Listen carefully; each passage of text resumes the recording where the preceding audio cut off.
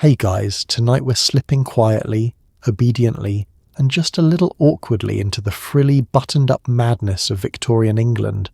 A place where you could be judged for using the wrong fork, showing your ankles, or eating soup with a funeral spoon. That's right, we're talking about strange Victorian rules. We still follow today the unspoken, irrational, and occasionally hilarious codes that shaped Victorian life, and surprise, are still bossing you around right now. Before you brush your teeth with water that's technically too hot, a real Victorian scandal, take a second to like the video and subscribe, but only if you actually enjoy this kind of absurd historical deep dive. Comment with the weirdest household rule you grew up with. I want to know whose grandma still insists you can't whistle indoors after dark. Now, dim those lights, switch on your fan for some ambience, get comfortable, and try not to cross your legs too scandalously. Let's pause for a moment. Ever wondered why you still pass the salt with the pepper? Why do you automatically stand up when someone enters the room, even if it's just the cat? Do you instinctively feel guilty if you wear white after Labor Day, or catch yourself apologising for absolutely nothing multiple times a day? Have you ever been at a dinner party, clutching the wrong wine glass and thought, is this how I die? Why are napkin rings even a thing? Did the Victorians invent the phrase bless you just so they could judge your sneeze? And most importantly, are you ready to discover how much of your modern life is secretly run by the ghost of a fussy, sideburns Englishman named Reginald? Congratulations. You've just woken up in 1864, smack in the middle of London, dressed in an outfit with 47 buttons and already anxious about your breakfast etiquette. Good luck. You're poised in front of a closed Victorian parlour door, sweating slightly as you ponder the perfect knock. Not too bold, not too meek, lest you be branded a social anarchist. Back then, to barge in without knocking was to commit social heresy. Today, we just send you up. Text. Either way, the anxiety lives on. Let's set the scene. You're standing in a dim, drafty hallway, hand hovering mid-air, heart thumping. The wallpaper is judging you. Every squeak of your boot echoes off the marble floor like a warning shot. On the other side of the door, you can hear the low murmur of voices, the clink of a teacup, perhaps the muffled sigh of someone who's had just about enough of your nonsense already. Your mind is racing. What's the proper rhythm for a knock? How many taps? Is there a secret code? One knock means I am a guest, possibly with news. 2 is I'm here to gossip. 3 or more, you might as well admit you're a revolutionary here to liberate the cutlery. In Victorian England, the act of knocking was not a mere prelude to entry. It was a performance, a declaration of your status, your intentions, even your emotional state. The gentle tap-tap of a fingertip signalled timidity, a certain meekness. Too assertive, and you'd risk accusations of rudeness, or worse, American tendencies. There were entire etiquette manuals devoted to the art of the approach. Upon reaching the drawing room, one must knock distinctly, pause, and await acknowledgement. Do not under any circumstances attempt to open the door yourself, lest you be mistaken for the help, or, even more damning, French. Imagine the pressure. The parlour door looms larger than life, and behind it, an audience of aunts, cousins, and at least one vicar are ready to judge you not just for what you say, but for how you enter the room. Your hand hovers, then delivers a tap, just the right firmness, you hope. You listen for footsteps, for the soft glide of slippers across carpet. The door opens with a cautious creak, and the butler's expression tells you immediately if you've committed a faux pas. Too soon, too late, too many knuckles involved. All are catalogued silently in the social ledger. Fast forward to modern life, and the ghost of the sacred knock still haunts us. Maybe you don't knock on doors, but think about how you text before a call, or send a calendar invite before appearing on Zoom. That slight hesitation before you hit enter is the direct descendant of centuries spent perfecting the subtle art of not catching your host in their bloomers. You're still waiting for that invisible butler to signal you may enter, only now he's disguised as a 3-dot typing indicator. Back in the day, knocking also meant knowing when not to knock. Arriving too early risked encountering your host in a state of undress, or, even more scandalous, eating alone. Too late, and you'd interrupt the dramatic reading of Tennyson. The perfect knock was a passport to social acceptance. The imperfect one, a one-way ticket to exile at the children's table.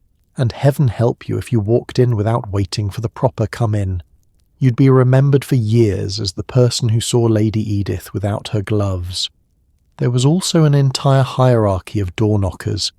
The grandest houses had heavy brass lions or hands clutching orbs, each with its own distinctive clang, like a doorbell with an ego problem. If your knock didn't match your status, the servants would talk. If you dared to use the tradesman's entrance, expect your social standing to plummet faster than the price of day-old mutton. But here's the best part. All this anxious choreography was mostly about avoiding embarrassment. The Victorians lived in constant fear of being overheard, overseen, or simply overlooked.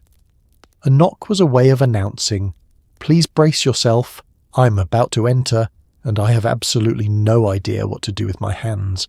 And now, centuries later, you still feel a tiny flutter of dread before entering a room, or sending a text, or unmuting on a video call. Because somewhere, deep in your DNA, is a Victorian ancestor whispering, "Not like that. For heaven's sake, don't knock like that. You can't make this up. One awkward knock and you're the family legend for the next 40 years. So go on, tap gently, wait for your cue, and try not to think about Narnia behind every door." The table before you is a battleground. Each napkin, folded into geometric nightmares, silently screams, "I have more silverware than you." In Victorian times, the napkin fold wasn't just for show, it was a class signal, a secret code, and possibly a passive-aggressive message for your in-laws. You're seated at the long, polished dining table, surrounded by enough forks and knives to perform minor surgery. The candelabra flickers, casting dramatic shadows over the ranks of cutlery, and the starched napkin standing proudly at your plate, folded into something resembling either a swan, a bishop's hat, or a rare species of endangered Victorian bird. You reach out to touch it and immediately wonder if there's a correct angle of approach, or if, by unfolding it too quickly, you'll reveal your secret peasant ancestry.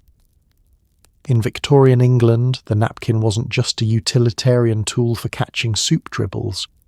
It was an existential test of your family's place in the social hierarchy. The more elaborate the fold, the more rarefied the air you breathed. If your host's napkin was folded into a fleur-de-lis, you knew you were in the presence of money old enough to have invented dust. If it was a simple rectangle, you'd better hope your carriage had extra wheels for a swift escape. The company here might be too new for comfort. But it didn't stop at mere folding. There were rules for where to place the napkin, when to place the napkin, how to unfold the napkin, and precisely how vigorously you could dab your mouth before someone accused you of enthusiasm. Woe betide the guest who tucked the napkin into their collar like a bib. Unless you were under the age of 6 or a Frenchman, this was grounds for a family feud. Let's talk about the subtle language of napkin placement. If the napkin was placed to the left of your plate, you were among friends, probably even family. If it was in your wine glass, you were a guest of honour, or the host was simply out of room on the table, thanks to an ambitious centrepiece featuring taxidermied woodland creatures. And if the napkin had a ring, you were either in the home of a Victorian enthusiast or someone who purchased their table linens before 1899 and wanted you to know it. The real anxiety began when the meal started. There's an art to the napkin lap transfer. Not too fast, eager and greedy, not too slow, aloof and possibly plotting a coup. You unfold, shake gently. Never snap. Snapping a napkin was considered the social equivalent of mooning the Queen. And place it in your lap, folding it just so. If you dared to use it before the first course arrived, you were either a trailblazer or about to be disinvited from Christmas. Modern life, you might think, is free of such nonsense. But tell me honestly, have you ever attended a formal dinner and upon seeing a napkin folded into something that looked like origami designed by a traumatized crane, felt a tiny surge of panic? That's Victorian etiquette, alive and well, whispering in your ear that you will never truly belong until you can fold a napkin into a functioning rowing boat. The competitive spirit behind napkin folding was a proxy war for every other kind of social competition. Whose linen was whiter? Who had the stiffest starch? Who could maintain an air of effortless superiority while eating soup that was neither too hot nor too cold? The Victorians played this game with a seriousness usually reserved for international diplomacy. There were even illustrated guides and how-to manuals for napkin folding, lest you fall behind the trends and disgrace your bloodline. Occasionally a guest would break the tension by making a joke about the napkin, something daring, like pretending it was a hat. Laughter would ripple politely around the table, but every eye would quickly check the host's reaction. If she smiled, you'd live to eat another course. If not, you'd find yourself exiled to the side table, next to the sherry decanter and a suspiciously grumpy dachshund. In the end, the napkin wasn't about cleanliness. It was about signalling, about belonging, about fighting a war of silent gestures and well-timed dabs. And today, every time you hesitate over a cloth napkin at a wedding, or awkwardly refold it before dessert, you're participating in a centuries-old social ballet, still just a little bit terrified you'll fold it wrong and spark an international incident. You can't make this up. One sloppy fold, and you're the talk of the county until the next leap year. So, go on, pick up your napkin, breathe deep, and remember, somewhere a Victorian is watching, and they're silently judging your origami. You lower yourself onto a settee, spine ramrod straight, every vertebrae screaming for mercy. Victorians believed that slouching was a sign of impending doom. Good posture, on the other hand, was thought to ward off everything from moral decay to spontaneous combustion. Modern ergonomic chairs have nothing on the threat of being shamed by your grandmother's ghost. Let's picture the scene.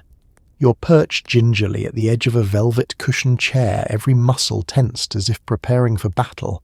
Somewhere across the parlour, an elderly relative, possibly with the vision of a barn owl, tracks your every movement, waiting to pounce on the slightest slump.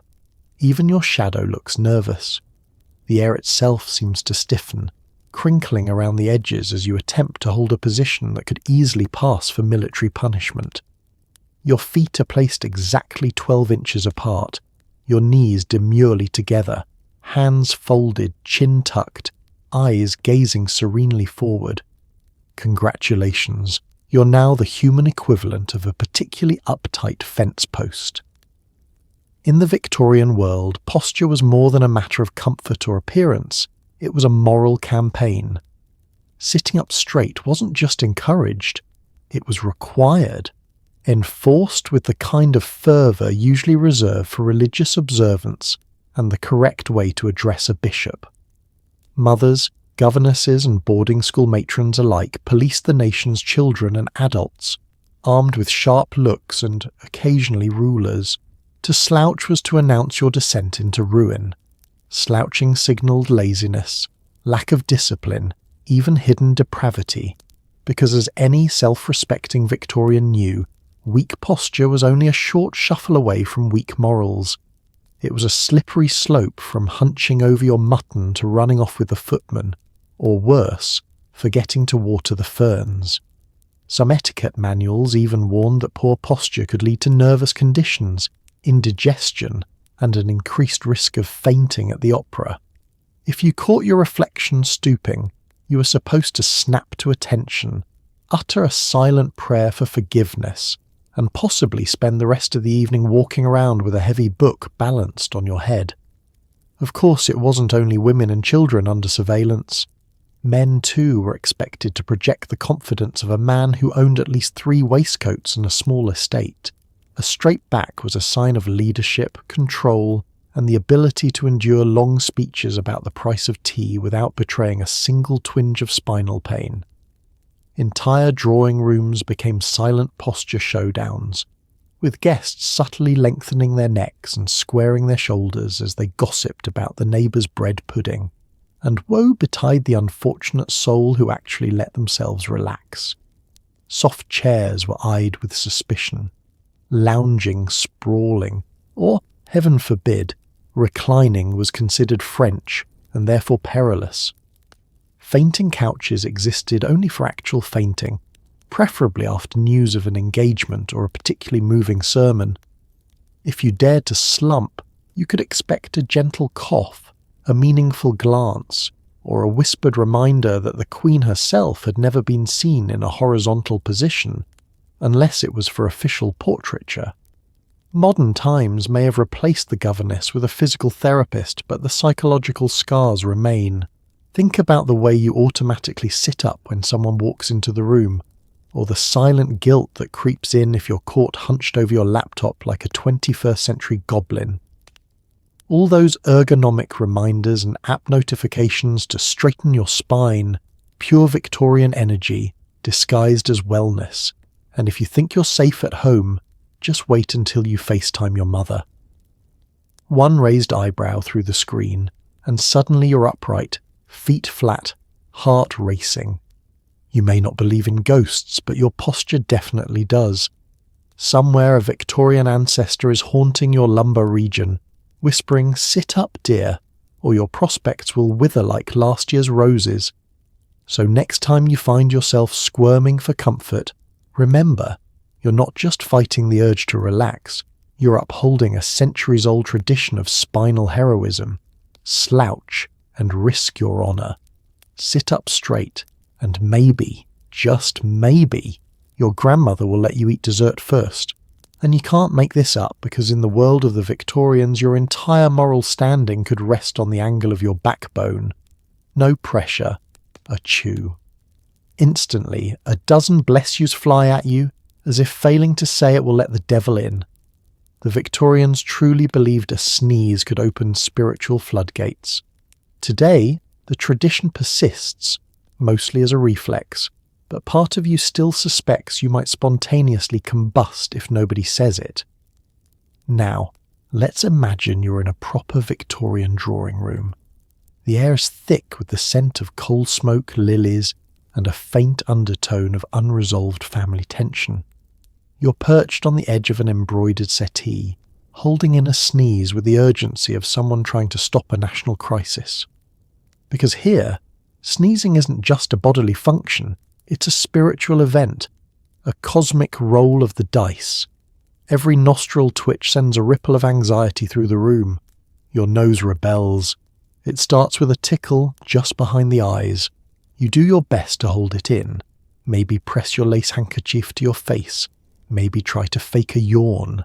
But the effort is futile. And then, in front of a jury of 12 horrified relatives and at least one stern governess, you sneeze. Not a dainty Victorian atchew, but a modern, full-throated thunderclap of a sneeze that echoes off the wallpaper and sets the silverware rattling. Time freezes. For one heartbeat, nobody moves. In that split second, you swear you can feel your soul halfway out the door sizing up the afterlife. But then, salvation. Your grandmother gasps, "Bless you," in a tone usually reserved for exorcisms. It's followed in rapid succession by your aunt, a distant cousin, the butler, and even the dog, who probably isn't sure what's happening but doesn't want to risk it. You're safe. For now. To a Victorian, this ritual wasn't just manners, it was spiritual armour. Sneeze, and your body was briefly vulnerable, like an open window in a house full of burglars. Demons, the evil eye, malevolent breezes, anything could slip in while your soul was distracted by nasal maintenance.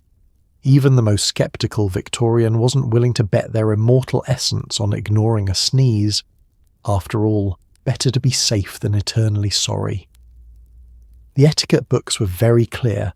Always bless a sneezer, even if they're a stranger, especially if they're a child, and ideally before they have a chance to sneeze a second time. Failing to do so was not only rude, but vaguely dangerous, like letting someone walk around with untied shoes at the edge of a cliff. Some even believed that 3 sneezes in a row, left unblessed, would bring about a minor household disaster, or, at the very least, a week of bad poetry. And of course, there was technique involved. The proper bless you was neither too loud, suggesting panic, nor too soft, insufficient spiritual coverage. It needed to be heartfelt but not hysterical, pious but not preachy. Ideally, it was paired with a sympathetic look and a quick, silent prayer to keep any lurking devils at bay. If someone sneezed during dinner, the entire table would pause, forks suspended, waiting for the benediction to be completed before anyone dared resume the potatoes. Fast forward to today, and the ghost of this ritual is still very much alive. You sneeze in a crowded elevator, and everyone automatically blurts "bless you." Even the guy who just glared at you for pressing the wrong floor button. Nobody knows why, but nobody's willing to risk the cosmic consequences of a silent sneeze. At work, at weddings, in the privacy of your own home, the reflex persists. The moment is always a little tense. If someone forgets, you might find yourself holding a grudge for hours, or quietly wondering if you're now spiritually compromised. Even science can't save you. You can explain germ theory, pollen allergies, and the dangers of dust bunnies all you want, but somewhere deep down you still half expect something bad to happen if the sneezes go unblessed. It's a superstition passed down with the family silver, a small comfort against the uncertainty of the universe. You can't make this up. One sneeze and you're at the crossroads of history, habit, and metaphysical paranoia. So the next time you feel that tickle coming on, go ahead, let it rip. Someone will bless you because some traditions just refuse to die, no matter how many times you blow your nose. You're halfway through your tea when someone walks in, and without thinking, you're up on your feet like you're auditioning for Downton Abbey. In the Victorian era, this was the gold standard of respect. Today, it's hardwired into our social DNA, and refusing to stand is still seen as grounds for exile, or at least a stern look from your mother-in-law. It all starts innocently enough. Maybe you're nestled comfortably in a chair, knees draped in a sensible woolen blanket, enjoying what you foolishly believe is a moment of relaxation. Suddenly the door creaks open. Instinct, fueled by centuries of ancestral terror, kicks in.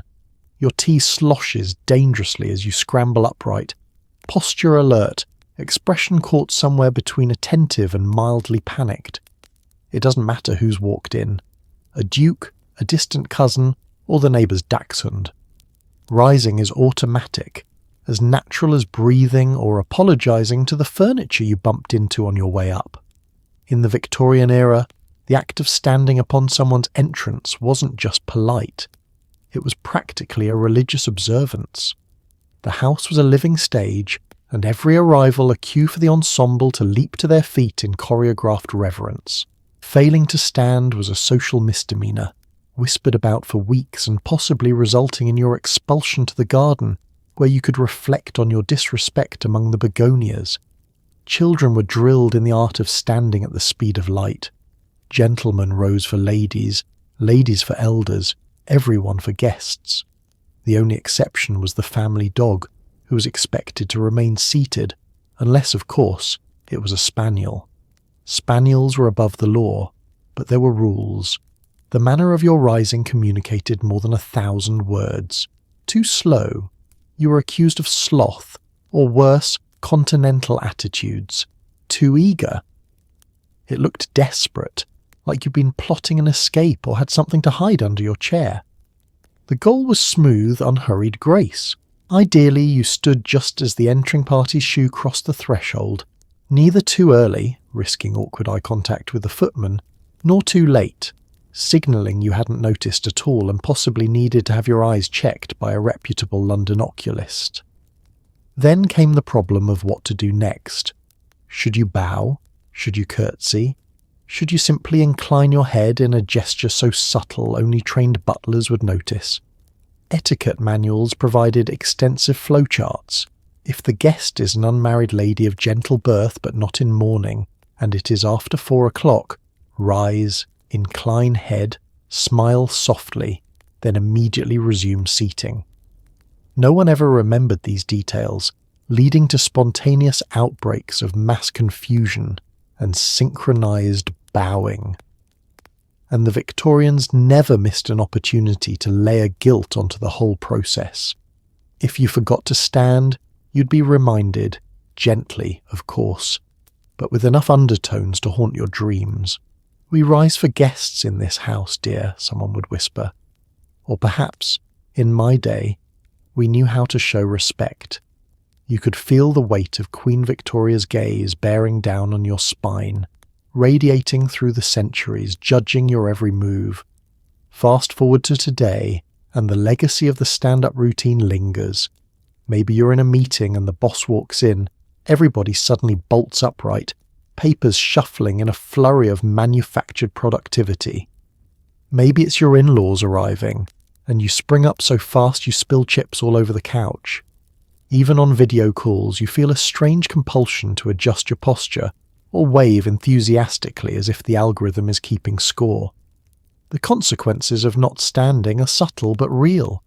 You risk chilly silences, sidelong glances, and the slow erosion of your reputation among family members who keep lists of slights longer than the Christmas pudding recipe. There are exceptions, of course. If you're in a hammock, people are generally forgiving, but the pressure persists. Sit too long and you're lazy. Rise too soon and you're trying too hard. You can't make this up. The next time you find yourself halfway out of a chair, heart racing, tea in danger, just remember, you're not alone.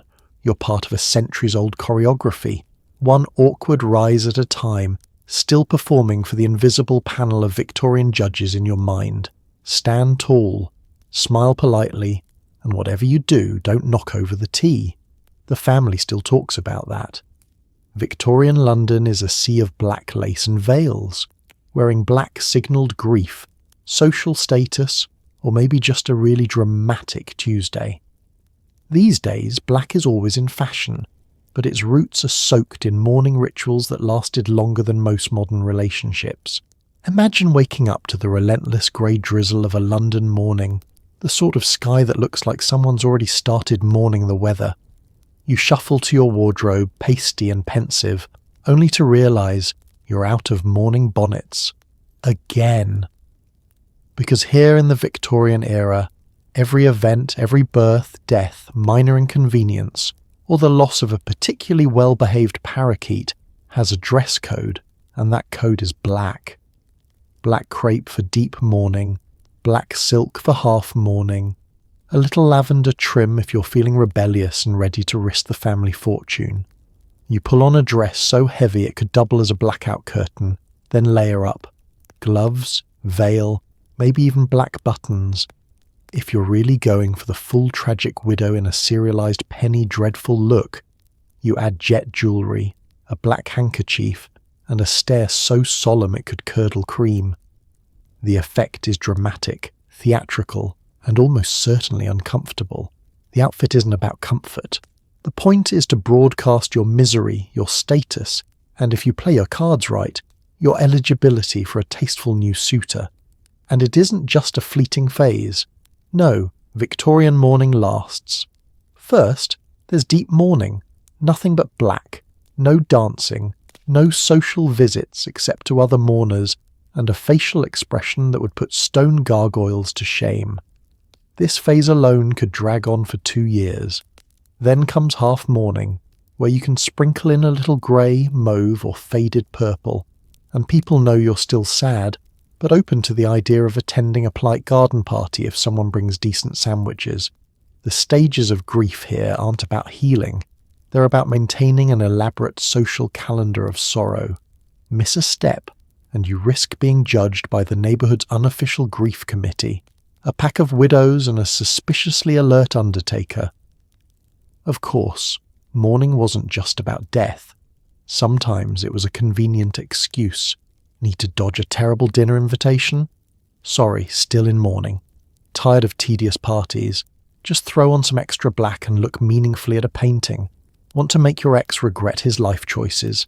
Show up to his wedding in a new crepe veil, radiating mysterious loss and superior cheekbones. The expectations were especially wild for women. A widow was expected to wrap herself in black for 2 full years, sometimes more, donning a veil so thick she could barely see the street, let alone any prospects. Remarrying too soon was scandalous. Not remarrying at all, suspicious. Men, by contrast, got off with a much lighter sentence. Just a black armband or a hatband, maybe a sombre waistcoat if they really loved the deceased, or, more likely, wanted to impress the ladies at the club. You'd think children were spared, but no. Black sashes for the little ones, maybe even a mini morning suit if you wanted to keep up appearances. Even the house got a makeover. Clocks were draped in black crepe. Mirrors were covered to stop wandering spirits, or perhaps to keep everyone from realizing how bleak they looked in full mourning regalia. Fast forward to today, and you still feel a tiny thrill when you wear black. Maybe you're not grieving. Maybe you just like the slimming effect in the way nobody can tell if you spilled coffee on yourself. But deep down, the fashion rules are humming away. Black means dignity, drama, power, a colour so rich in symbolism that it survived centuries of etiquette, guilt, and itchy lace collars. You can't make this up. In Victorian times, mourning wasn't just a feeling, it was a lifestyle, a marathon of sorrow with an elaborate dress code and the world's least fun accessories. So go ahead, wear black on a Tuesday, a Friday, or just because you're feeling dramatic. Somewhere, a Victorian is applauding your commitment to the bit. Imagine leaving a little rectangle of shame every time you visit someone. The calling card was the Victorian equivalent of a business card crossed with a social report card. If you didn't leave one, you might as well have set fire to their hedgerow. You stand before the grand front door clutching a stack of stiff little cards engraved with your name in the fanciest script you could afford, preferably with at least one mysterious middle initial and a tasteful, possibly imaginary title. Miss Henrietta P. Winterbottom, Lady of Aspirations. You have practised your card handoff. Not too eager, not too aloof, with the elegance of someone who writes thank you notes for fun. The butler appears sombre and suspicious, ready to assess your worthiness as a caller, or at the very least your penmanship. You surrender your calling card to the butler, who receives it as if it might be explosive. He glances at your name, then at you, then back at your card, as if checking for secret messages or evidence of social climbing. In some households, the butler placed your card delicately on a silver tray, as if it were a rare jewel. In others, it went straight into the card basket, a kind of guest book for the passive-aggressive elite. The fate of your little paper ambassador was now out of your hands. If the card found its way to the drawing-room mantel, you were in the running for a return invitation, or at least polite gossip at tea. If it landed on a side table by the umbrella stand, you might have to wait months to hear back, if at all.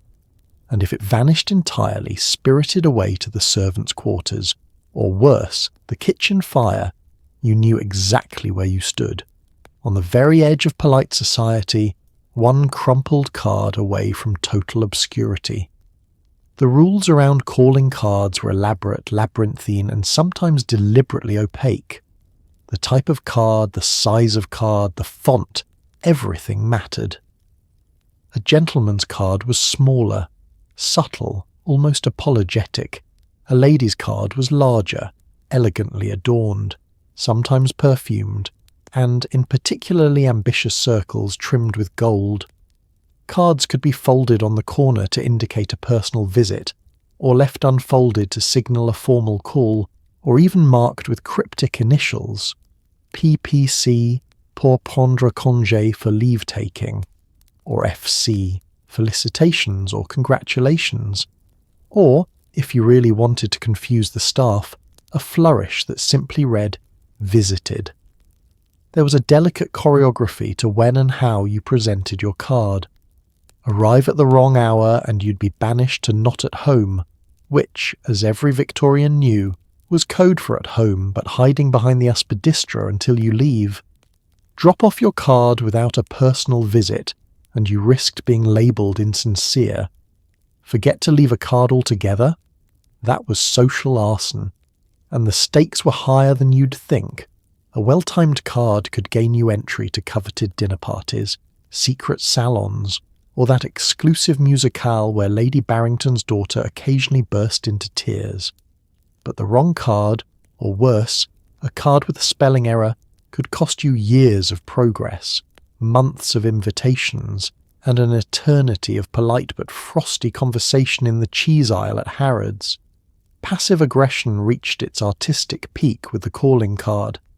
An unreturned card was a silent snub, a declaration of war fought with stationery and sly glances. Entire feuds simmered in the card basket, where the wrong name or the absence of a card could launch an avalanche of icy civility and muttered asides.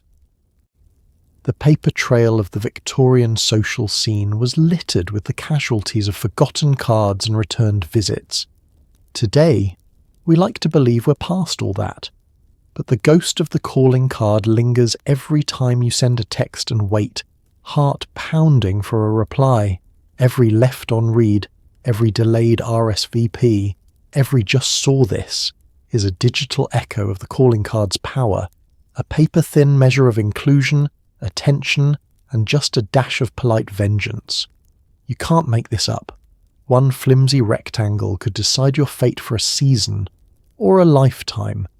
So next time you leave a message, send a friend request, or fret over a group chat, just remember, you're playing a very old game, one tiny card at a time. 4 o'clock. The teapot trembles. There are biscuits. But which ones? Who pours first? Victorian tea time was a daily minefield of etiquette and subtle one-upmanship, and the nervous anticipation lingers in modern afternoon snacks. You hover at the edge of a drawing room that smells faintly of rosewater, boiled wool, and passive aggression. The clock chimes and everyone's posture shifts, the collective tightening of corsets audible, the rustle of crinolines like distant thunder. A fresh tray of scones arrives and a sudden silence falls. The air is so thick with unspoken rules you could slice it and serve it with clotted cream. The scene looks peaceful on the surface. A polished silver service glints in the pale London light, surrounded by delicate porcelain cups and saucers so thin you worry they might shatter if you blink too hard. The table itself is a booby trap. Bowls of mysterious preserves, plates of biscuits lined up like soldiers, tiny sandwiches cut into shapes that hint at untold psychological warfare in the kitchen. Even the milk is waiting, possibly judging you. But don't be fooled. Tea time in the Victorian home was never about the tea. It was about the performance.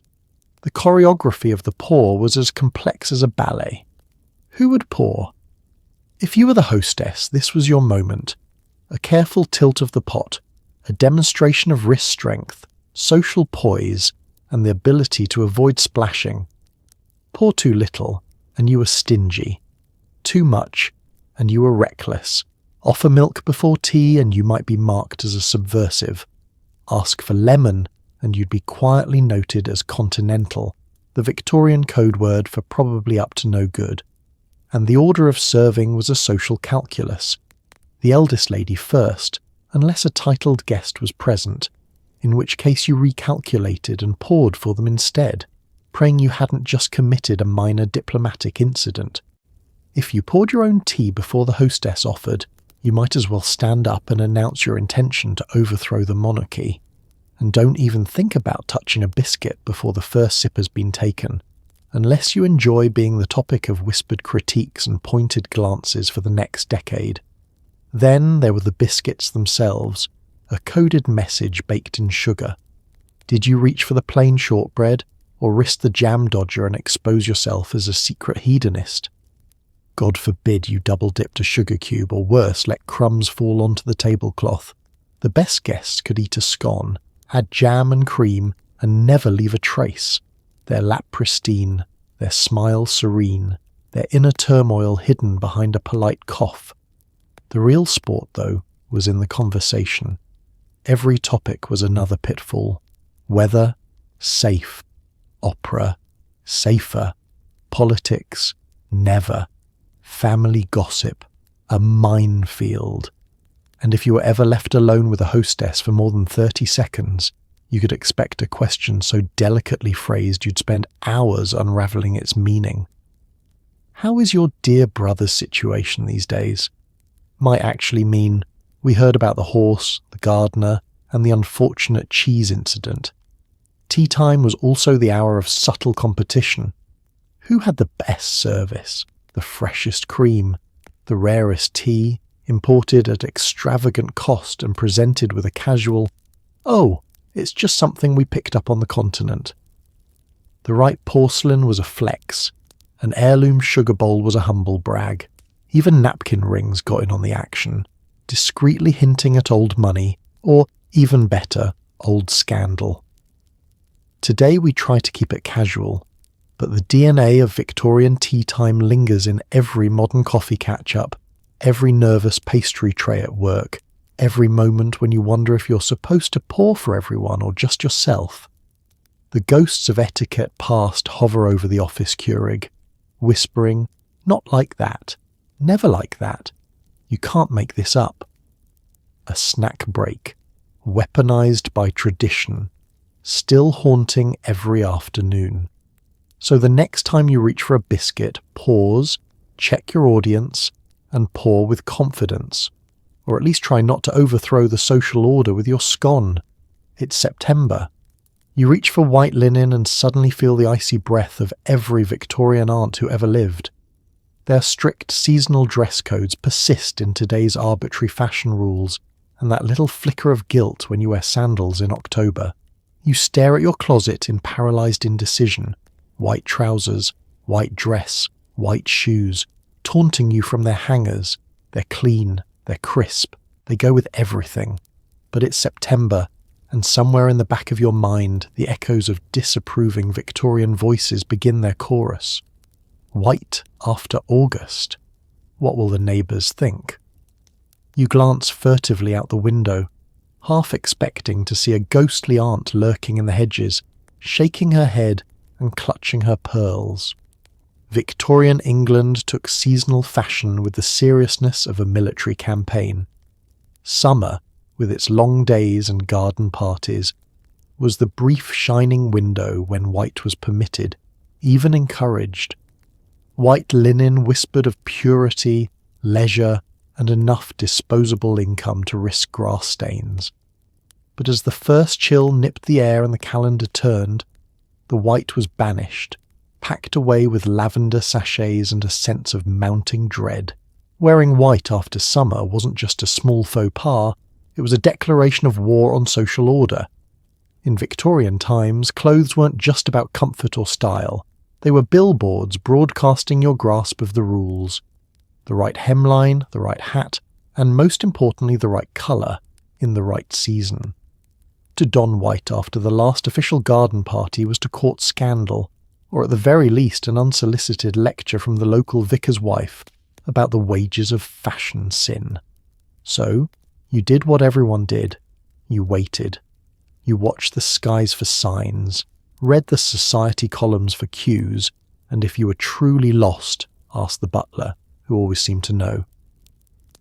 The first day you saw the mayor's wife in ecru gloves, you knew it was time to pack away the white, as if the very sunlight itself was withdrawing its approval. Modern times haven't killed the rule, they've just made it sneakier. You might not have a scowling aunt watching over you, but the ghosts of Victorian decorum still whisper at the edges of your psyche. Try showing up to an autumn wedding in white, and watch as your friends nervously check their calendars, calculating whether they'll be implicated in your social downfall. And heaven help you if you wear sandals with socks after the equinox. The ancient council of fashion elders will find you. They always do. Seasonal rules were about more than snobbery, they were about marking the rhythm of the year. Summer's white signalled freedom, lightness, and the brief truce between you and the elements. Autumn's darker tones meant business, respectability, and a willingness to face mud puddles with dignity. Every colour was a coded message, every garment a test. Even today, as you reach for a white t-shirt in October, some atavistic part of you hesitates, haunted by the fear of being the subject of a group chat titled Fashion Crimes and Misdemeanours. Of course, there were rebels. Somewhere, a daring Victorian soul once wore white in November and lived to tell the tale, probably over sherry in a dimly lit drawing room, the story retold in hushed tones like a ghost sighting or a minor aristocratic scandal. And so, year after year, the ritual endures. Department stores clear the racks of white by September, magazines solemnly pronounce the season's colours, and you, well, you hesitate just a little when you reach for your linen trousers on a breezy October day. You can't make this up. A single colour, a single month, and you're still one wrong outfit away from a family intervention. So next time you reach for white after Labour Day, channel your inner Victorian. Chin up, ignore the side-eye, and stride forth bravely, because if history has taught us anything, it's that some rules are made to be broken, and some ghosts just need to mind their own business. Your dinner plate is surrounded by a metallic jungle. Victorians loved their specialised forks, one for fish, one for dessert, one for existential crises. Using the wrong one could destroy your reputation faster than a bad Yelp review. The candlelight glints off polished silver, and you feel beads of sweat forming at your hairline as you take in the array of utensils beside your plate. There's a fork for every imaginable course, each one slightly different, some with tines wide enough for anchoring a potato, others so slender you wonder if they're meant for food or self-defense. The air is thick with expectation, and the faint metallic scent of polished anxiety. You take a deep breath, determined to blend in, but as the first course arrives, a trembling slice of salmon resting atop a sea of something called aspic, you hesitate. Is this the fish fork, the entree fork, or is this the point where you start a small fork-based rebellion and just use your fingers? You glance around for clues, scanning the table for the bravest soul willing to go first. At every place setting, hands hover in mid-air waiting for a sign. The tension is so palpable you could carve it with a... well, you'd need to pick the right knife for that. In Victorian England, dinner wasn't just a meal.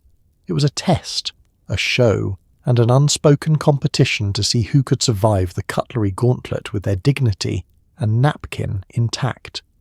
There were oyster forks, fruit forks, salad forks, and the mysterious dessert fork, which often looked suspiciously like the fish fork but would, in the wrong hands, spark gossip for generations. A truly ambitious host might provide an ice cream fork, something so niche that simply recognising it earned you points at the next garden party.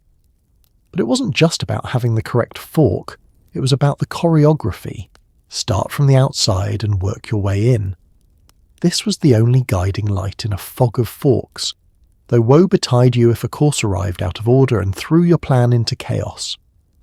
Some hosts liked to keep things interesting, mixing up the place settings just to see who would panic first. It was a spectator sport, and the spectators were all judging your hand-eye coordination. The anxiety of the fork selection bled into conversation. How could you possibly discuss world affairs while mentally rehearsing which fork to use for the asparagus? Laughter at the table was sometimes just nervous energy escaping as someone realised they'd buttered their bread with a fish knife. And heaven help you if you dropped a fork. Retrieving it meant negotiating the tablecloth, risking an under-the-table duel with a neighbour's shoes, and worst of all, summoning the butler with a face full of silent condemnation. Children were indoctrinated early. No sooner could you hold a spoon than you were taught which fork to use for what. under the cold gaze of a governess who wielded a dessert fork like a badge of honour. For adults, the trauma lingered. Even today, the faint memory of Victorian dining etiquette makes you pause at weddings, eyes darting between salad and entree forks, haunted by the feeling that your ancestors are watching, clutching their pearls. And yet, after the dinner, when the forks have settled and the pudding is served, everyone lets out a collective sigh. The metallic maze conquered, you can finally relax, at least until the next meal, when the cheese course appears and you realise there's a special fork for that too. You can't make this up. A simple piece of silverware, a minor misstep, and you're the subject of dinner party stories for years. So next time you sit down to eat and face a small army of forks, just remember, start on the outside, hope for the best, and if all else fails, stick to soup. At least with spoons, the rules are only slightly less terrifying. Trip over your own foot, apologise. Breathe too loudly, apologise twice. Victorians turned apology into an Olympic sport, and the habit is so deeply embedded that today we apologise to ATMs for not working fast enough. You wake up and immediately apologise to your pillow for flattening it. You shuffle past your partner in the hallway, muttering a quick sorry for occupying the same square foot of space. The day has begun, and so has the never-ending relay of guilt.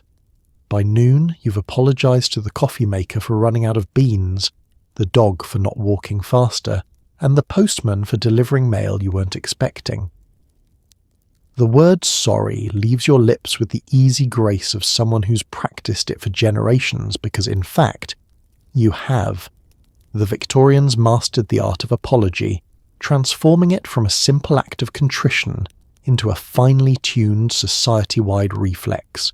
If a guest's umbrella so much as dripped on your carpet, the host would apologise for not having a better climate. If someone bumped you in the street, it was a race to see who could utter so terribly sorry first, each syllable a little more anguish than the last. And heaven forbid you show up to a dinner party and accidentally bring flowers with the wrong social symbolism. Cue a round of mutual regret, delicate explanations, and at least 2 handwritten letters of apology before the evening was over. For Victorians, apology wasn't just about politeness. It was about order, control, and the unspoken agreement that everyone would try their absolute hardest to avoid open conflict, even if it meant living in a permanent state of slightly awkward humility. Young girls practice curtsying and apologising in the nursery, boys learn to doff their hats and beg pardon for the weather, and adults perfected the sorry smile head tilt, a gesture so subtle you'd swear it was telepathic. Apologies functioned as a kind of social lubricant, greasing the wheels of interaction and ensuring no one's ego ever got too much of a workout. Someone steps on your toe at a ball. "Oh, I do beg your pardon. I shouldn't have placed my foot there. How clumsy of me." Someone coughs during a recital. "Forgive me, I must have swallowed a breeze, so terribly thoughtless of me." It got to the point where Victorians would apologise for things that hadn't even happened yet, just to get ahead of the curve. "I'm terribly sorry if I sneeze later. I do feel a tickle coming on." Fast forward to today, and the legacy lingers. Worse, it's evolved. You apologise to your phone when you drop it. You say sorry to the automatic door for startling it. You find yourself murmuring sorry to the barista who spells your name wrong, as if it's your fault for having so many vowels. It's become a reflex like blinking or sighing. Apologising for existing is practically a British birthright, and the influence has quietly spread around the world. The Victorians would be proud if a little alarmed by the self-checkout lanes. Sometimes the apologies pile up and bounce off each other, creating a feedback loop of mutual remorse. 2 people step aside at the same time, apologise, step again, apologise again, and so on, until both are locked in a polite standoff, each trying to out-sorry the other. It's like a waltz, but with more guilt and less rhythm, and beneath it all a kind of comfort, because to apologise is to acknowledge the presence of others, to make space, to show, however awkwardly, that you care. The Victorians, for all their endless rules, understood that a world of small apologies is far more pleasant than a world of pointed fingers and loud complaints. Better to say sorry too much than risk saying it too little. You can't make this up. One day you're apologising for bumping the table. The next you're apologising to the cat for breathing wrong. So go on, say you're sorry. The Victorians would tip their hats to you, then apologise for not tipping them sooner. You're under constant surveillance at dinner. Victorians weaponised table manners. Every slurp and elbow could spark a class war. Now every brunch is just a silent contest to see who can eat toast the least offensively. You grip your fork as if it's a live animal and glance at the table, gauging the distance between your elbow and the forbidden territory known as on the table. There's a tense hush, broken only by the faintest sound of someone buttering a roll. Around you, the air is thick with anticipation and the faint aroma of overcooked cabbage. You reach for your water glass but hesitate. Was it the left or the right? The bread plate or the wine glass? Your mind races, images of etiquette manuals and severe Victorian nannies flashing before your eyes. Welcome to dinner, Victorian style. Here every meal is a battle, a test of nerve, dexterity and memory.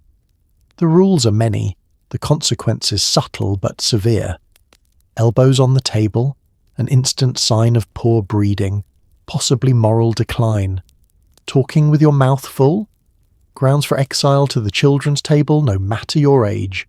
Chewing with audible enthusiasm? The kind of scandal that could derail an entire social season. It starts before you even sit down. Chairs must be approached calmly, never dragged. You wait for your host's signal before lowering yourself, and you place your napkin in your lap with a practiced, almost bored elegance. Then comes the bread. Do you tear it, slice it, or simply gaze longingly at it until someone else makes the first move? The wrong choice could follow you for years. There are still family legends whispered in dark corners about that time. Uncle Henry buttered his entire roll at once. As the meal unfolds, the pressure mounts. Soup is a minefield. Spoon away from you, never towards. Blow on your spoon, never. Slurp, only if you're actively seeking to be written out of the will. If you drop a utensil, you quietly summon a servant, or, failing that, resign yourself to eating the rest of the meal with a growing sense of shame. Conversation, too, is fraught. Speak only between courses, never with a mouthful, and avoid controversial topics like politics, religion, or the correct pronunciation of scone. Victorians believed that dinner was civilization distilled, a chance to demonstrate grace under pressure, self-control, and a dedication to cleanliness so extreme that some families kept a separate fork for every conceivable food. There were entire books devoted to the proper order of eating peas, never chase them across the plate, the correct tilt of a soup spoon, and the exact moment one should begin to eat. After the hostess, unless you are the hostess, in which case God help you. Odd, but it wasn't just about food. Table manners were an unspoken language, a way to gauge social standing, and sometimes a tool for gentle sabotage. A raised eyebrow at a misplaced napkin could haunt a debutante for a decade. The silent wars waged over salt shakers, butter knives, and who took the last potato-shaped entire careers and more than a few marriages. Fast forward to today, and the spirit of the table manners death match lives on. Every brunch, every business lunch, every wedding banquet is an echo of that old Victorian anxiety. You hesitate before taking the last pancake, worried someone across the table is tallying your mistakes. You feel a flush of victory when you remember to sip soup without slurping, and a pang of defeat if you accidentally tap your glass with a fork. You can't make this up. So the next time you find yourself bracing for judgment over the way you butter toast or cut your salad, remember, you are not alone.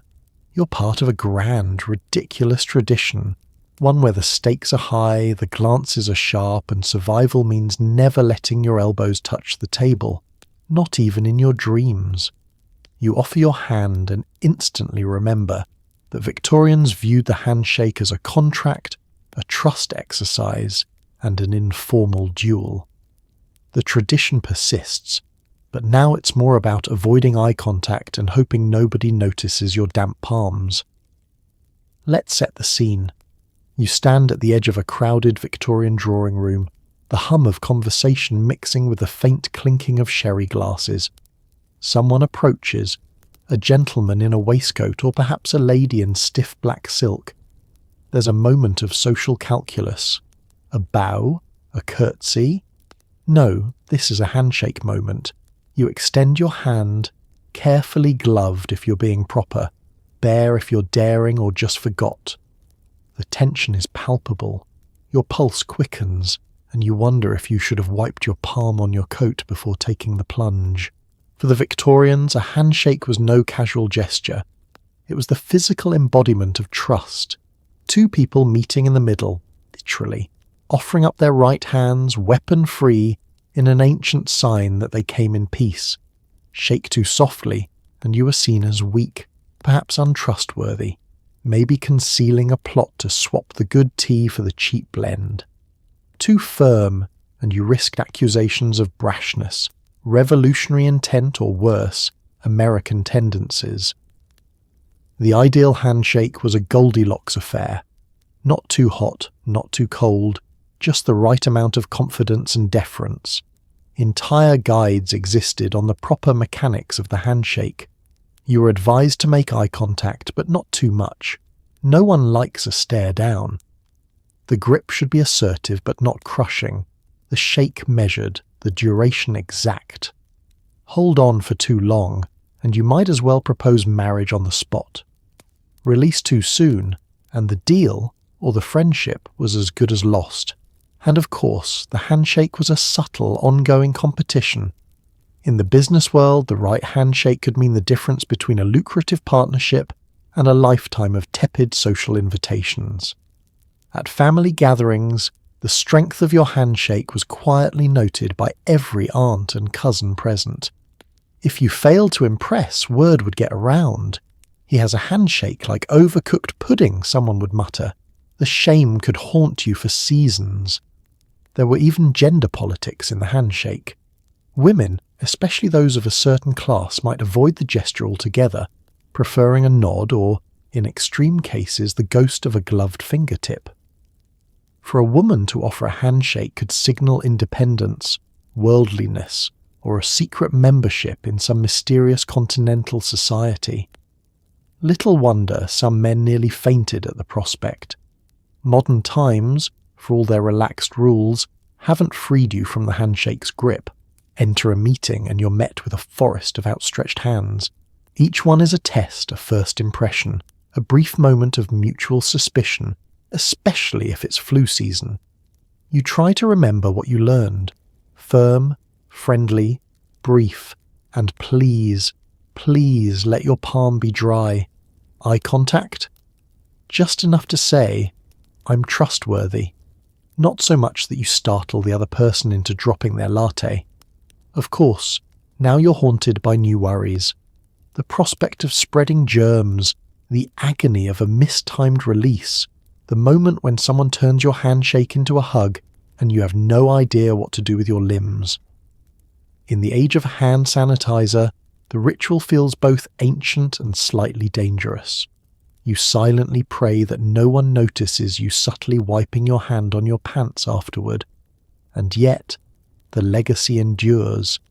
The handshake is a tiny act of faith, an agreement to acknowledge, if only for a second, that you are both real people sharing a small, sweaty moment in a world of uncertainty. If you get it right, you walk away feeling oddly victorious.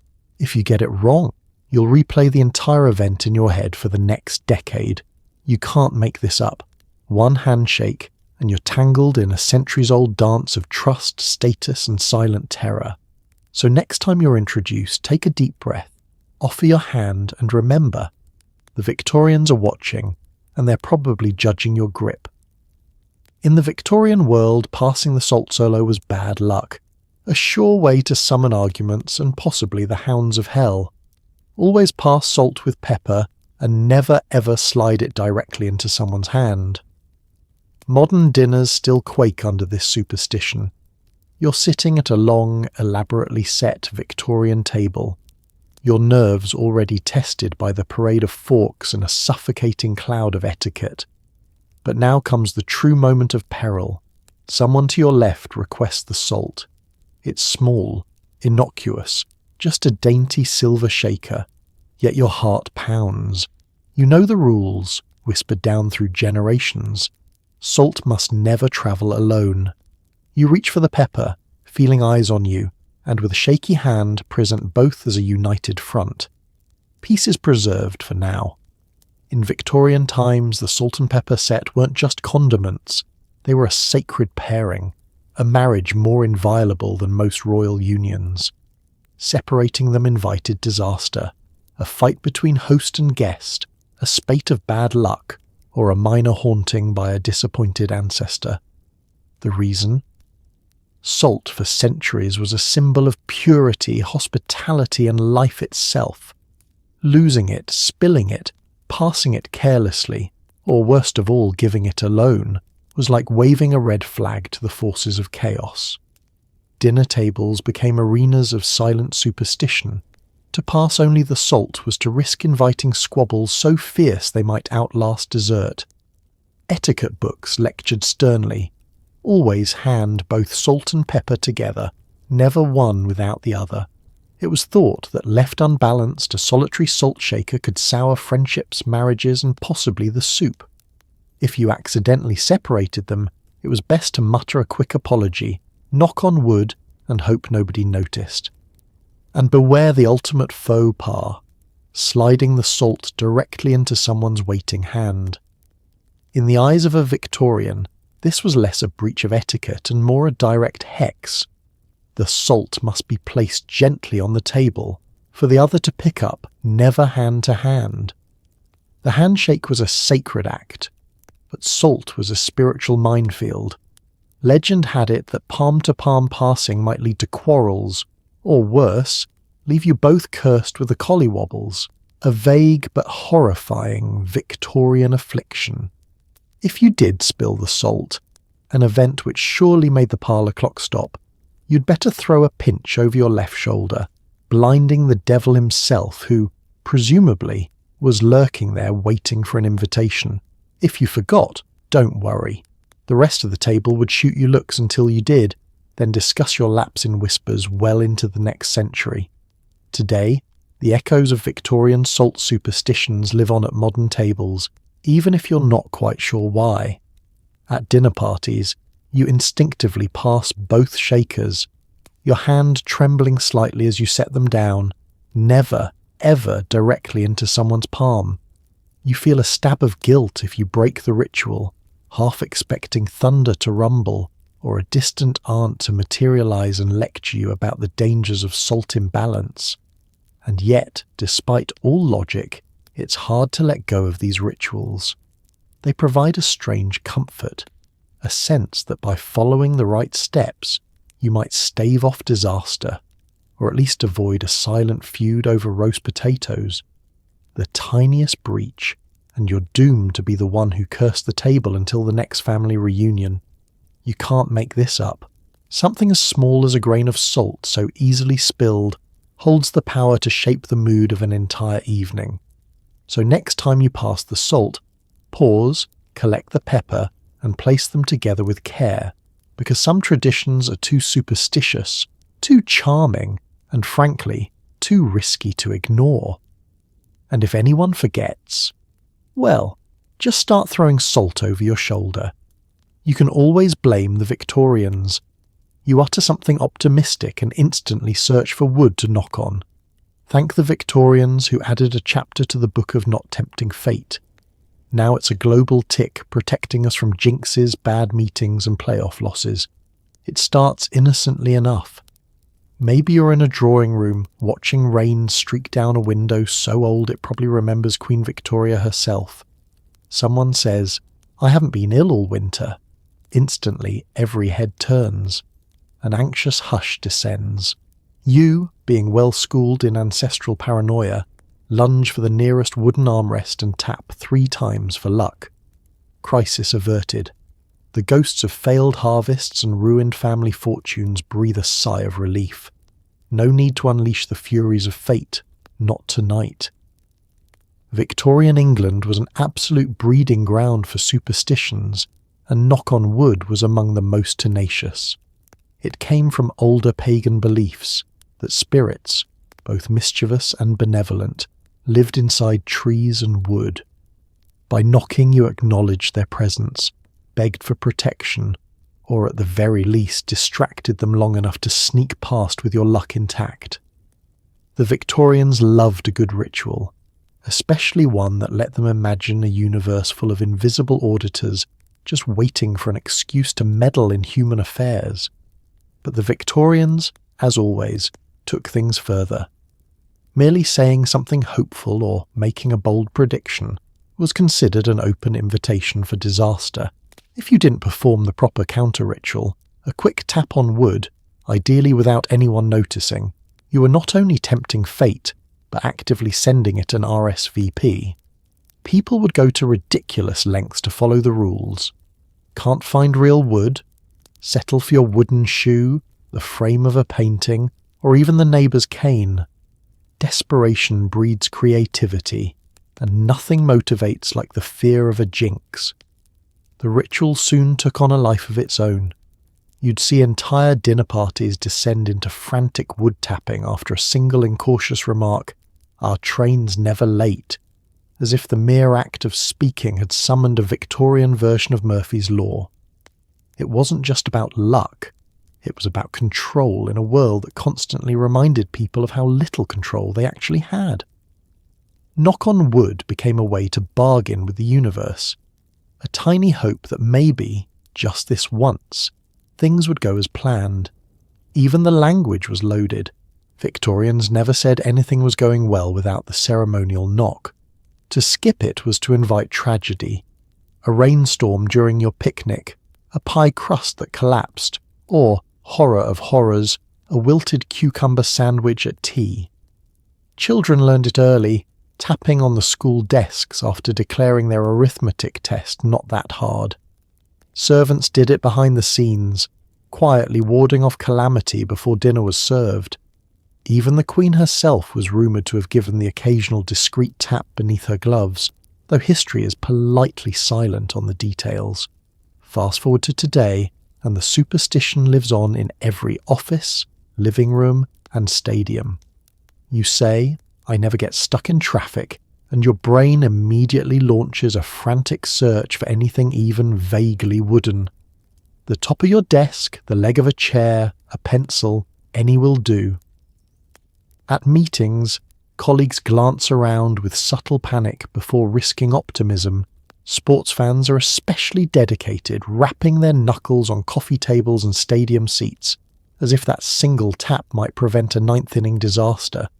And if there's no wood in sight, you improvise, knocking on your own head or a plastic tabletop and muttering, "Close enough," all the while wondering if the universe accepts substitutions. You can't make this up. A simple superstition, centuries old, persists because it offers a fleeting illusion of power, a chance to cheat fate, even just for a moment. So next time you're tempted to brag, pause, find some wood, and give it a gentle knock. After all, you never know who or what is listening. You reach for your tea with your left hand and immediately feel history's judgment. Victorians viewed left-handedness with deep suspicion. Schools would correct you, and family would pray for your soul. Lefties, your trauma is generational. Let's set the scene. You're seated at a well-laid Victorian breakfast table, all starched napkins and trembling teacups, when, without thinking, you butter your toast with your left hand. A hush falls. The silverware seems to rattle in protest. The butler averts his gaze. Across the table, Great-Aunt Mildred's eyes widen in alarm. Her spoon paused halfway to her mouth, as if she's just witnessed you attempt to summon Beelzebub with nothing but a crumpet and bad posture. Because in the Victorian mind, the left hand was not just the other hand, it was the wrong hand. a sign of moral laxity, mysterious inner workings, and according to some, a direct hotline to nefarious spiritual influences. The very word sinister comes from the Latin for left. Coincidence? The Victorians thought not. If you wrote with your left hand, you risked being marked for life, not just with ink stains, but with the kind of family concern usually reserved for debts or embarrassing poetry. Children were the main victims of the great left-handed purge. As soon as a young scholar picked up a quill with a devil's paw, the battle began. Teachers would watch like hawks, ready to pounce. Desks were designed with righties in mind, awkward inkwells and slanted boards turning every left-handed attempt into an act of war. If that didn't work, more direct measures followed. Hands tied behind backs, rulers wrapped smartly on knuckles, or special gloves with fingers sewn shut.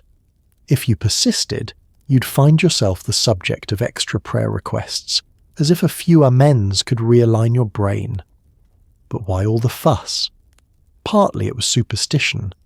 The right hand was seen as pure, orderly and trustworthy, the hand of greeting, blessing and honest work.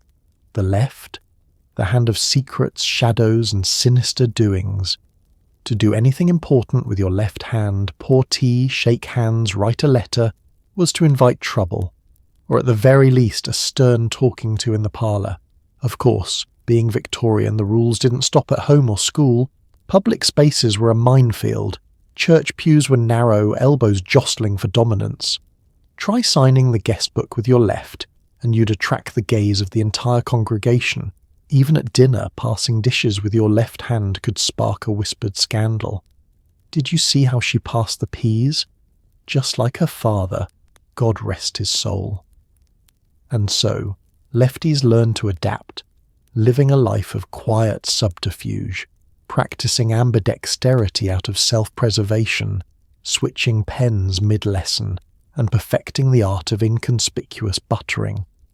If you had an especially stubborn streak, you might even take pride in your outsider status, secretly revelling in your ability to scandalize the family with nothing but a soup spoon. Fast forward to today, and echoes of this old bias linger. Scissors, can openers, and desks remain stubbornly right-handed. Handshakes still begin on the right, but the real legacy is subtler. That fleeting pang of guilt when you use your left, the muscle memory of switching hands in polite company, the involuntary apology that springs to your lips when someone hands you a pen. You can't make this up. For centuries, being left-handed meant walking a tightrope between social acceptability and outright suspicion, a legacy written in awkward penmanship, family prayers, and 1,000 nervous glances. So the next time you stir your tea with your left hand, pause for a moment and savour your quiet rebellion. Somewhere, a Victorian schoolmaster is spinning in his grave, probably with his right hand leading the way. You mutter, "Excuse me," to nobody in particular. In the Victorian world, you never knew when a ghost or a neighbour was listening. The habit lingers in every awkward elevator and deserted hallway today. It happens almost subconsciously. You shuffle down a hallway, trip over a loose carpet edge and hear yourself murmur, "Pardon me, there is not a soul in sight, except perhaps for the family portrait staring at you with the quiet, knowing disapproval of a long-dead ancestor." You slide past a chair that's not quite in your way, squeeze by the coat rack, and offer a soft sorry to the inanimate objects just in case. Somewhere, deep in your brain, you suspect that politeness is a form of spiritual insurance. In Victorian England, this wasn't just eccentricity, it was survival. Houses were packed with secrets, and secrets were packed with ears. Walls had holes, servants had opinions, and the parlour was haunted by the memory of the last time someone forgot to greet a guest with the proper level of enthusiasm. You learned to be on your best behaviour at all times, because you never knew who might be listening, or, in certain old houses, what. The Victorians had a thriving belief in spirits, ghosts, and relatives, with nothing better to do than eavesdrop from the ether. A polite excuse me was both a social shield and a ward against the supernatural. It didn't stop with the living or the dead. Furniture, doors, and even staircases were treated to the same level of consideration. Victorians were known to apologise to chairs they bumped and to nod at grandfather clocks as they passed, as if the act of ignoring a household object might anger the fates, or perhaps prompt a disapproving rattling from within the clockworks, and heaven help you if you were overheard by a servant. The staff moved quietly, gliding through the home like highly trained judgmental cats. If you forgot yourself, you might find your latest faux pas relayed in crisp detail during the next tea break in the kitchen. In a world where information was power and reputations were as fragile as fine china, a single misstep in an empty room could haunt you for weeks. All this produced a culture of extreme, sometimes comical, over-politeness. The phrase "excuse me" became a reflex, a way of announcing to the world, seen and unseen, that you meant no harm, you wished no ill, and you'd very much appreciate if everyone, visible or otherwise, would let you pass without incident. It was as much about keeping up appearances as it was about genuine civility. Fast forward to today, and the habit persists, often in the weirdest places. You say sorry to mannequins in a clothing store, mutter "excuse me" to the elevator when the doors close too quickly, and thank the ATM for dispensing cash, as if it's done you a personal favour. You apologise to your laptop for being slow, thank your car for starting, and find yourself giving a polite nod to the microwave after it dings. Why? Because centuries of hyper-politeness are hard to shake. Your ancestors spent lifetimes perfecting the art of not offending anyone, living or spectral. You are, in effect, the latest model of a very old social algorithm, one that equates courtesy with survival, no matter how absurd the context. You can't make this up. Somewhere, a Victorian housemaid is nodding approvingly as you whisper "excuse me" to a revolving door. So the next time you catch yourself apologising to the coat rack, or excusing yourself to an empty room, take comfort. You're simply honouring a tradition older than central heating, and stronger than the urge to check if anyone's watching. And if there is a ghost in the corner, at least you've been polite. Standing in line is a British art form, perfected by the Victorians. Orderly queues were a badge of civilization, and the urge to form a line, anywhere, for anything, still dominates modern life, even at the self-checkout. It's 10 past noon. You step into a post office, bakery, or railway station, and instinctively you scan for the end of the line. There it is, a neat row of people, eyes forward, bodies aligned with mathematical precision. You join, automatically leaving an appropriate gap, neither too close, which risks being labelled a queue jumper, nor too far, which risks forfeiting your sacred place. It's a dance of polite restraint and simmering competitiveness, a national ritual that was drilled into you by generations who believed a tidy queue could hold back the forces of chaos. The Victorians turned queuing into a kind of low-stakes spiritual discipline. In an age of rapid industrialisation and swelling city populations, the line became a way to impose order on the swirling madness. From train platforms to soup kitchens, the queue was where one could demonstrate patience, self-control, and crucially, superiority over those less skilled at waiting. Etiquette guides instructed that no man shall cut before his fellow. To do so was to invite public scorn, whispered disapproval, and if you were truly reckless, a letter to the Times. It wasn't just about getting your turn, it was about the drama, the silent battle for territory, the careful inching forward, the collective tutting when someone dared to question the system. The more British the crowd, the less likely anyone was to actually complain out loud. Instead, social justice was served cold, through frosty glares, subtle throat clearing, and the weaponized sigh. Children learned early. If you tried to sneak ahead, a wall of adult disapproval would materialize before you, "We queue here, dear," someone would intone as if reciting a sacred law. The shame was immediate, profound, and long-lasting. Even the family dog dragged along on errands learned to sit and wait, tail wagging in resigned solidarity. The Victorians found the queue comforting. In a world where so much was unpredictable, weather, politics, outbreaks of cholera, the line was reliable. It was fairness, visible and enforceable, a reassurance that order still ruled the land. To disrupt a queue was to challenge the natural order. It was practically revolutionary. Fast forward to today, and the queue remains unchallenged as Britain's most quietly ferocious institution. You stand patiently at the coffee shop, fighting the urge to glare at the person who can't figure out how the loyalty card works. At the airport, a boarding announcement turns the entire gate into a slow-moving snake of humanity. Everyone watching for cheaters, everyone pretending not to care, everyone silently ranking themselves by virtue of waiting skill. Even self-checkouts haven't dented the tradition.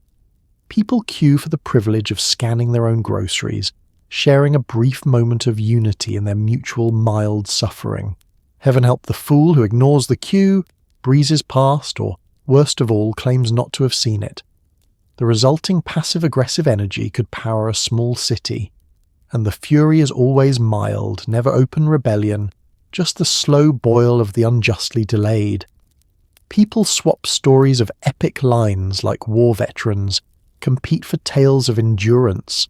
I once queued for 40 minutes at the cheese counter, and judge queue behaviour with forensic attention to detail. You can't make this up. The next time you find yourself forming a line at the bus stop, even if you're alone, smile. You're practicing a Victorian survival skill, holding society together one polite gap at a time, and if someone tries to cut in, remember, you have the silent force of history and every Victorian ghost on your side. You sneak to the kitchen at 2 a.m. and immediately feel like a criminal.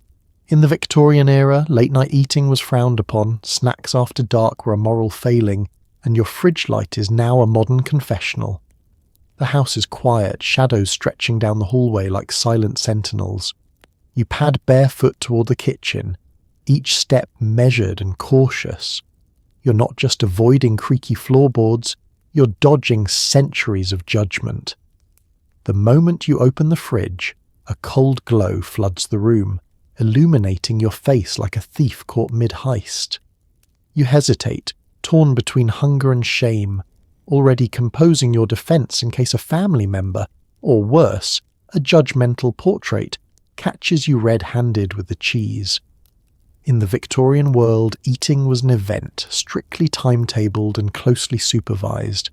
3 meals a day, each with its assigned hour, its own cutlery, and at least one elderly relative to observe your every bite. The idea of raiding the pantry after dark, scandalous. Night was a time for restraint and self-discipline, for prayer, letters, and pretending you weren't listening for the sound of distant pudding. To snack was to lose control, and in an era obsessed with order, control was everything. If you found yourself hungry after dinner, you had choices. Drink a glass of water, take a brisk walk around the drawing room, or, if you were truly desperate, write in your journal about your strange longing for sustenance. Admitting to a midnight snack was akin to confessing a vice. Servants, of course, might sneak a bite in the kitchen after hours, but for the respectable classes, the kitchen after dark was forbidden territory, haunted by the ghosts of propriety and last week's cold roast. Children were drilled early, no eating after bedtime. Sweets and snacks were locked away, sometimes literally, in locked cupboards or high shelves only accessible by climbing, itself a punishable offence. The occasional child caught with a biscuit under the pillow became a cautionary tale, recounted for years with the same seriousness as the time Great Uncle Archibald borrowed the family carriage and ended up in a pond. Adults weren't immune either. If you were a guest, you'd rather perish than ask for a snack after dinner. To hint at hunger implied your host's meal was insufficient. a grave insult. Even for those who lived alone, the self-surveillance was relentless.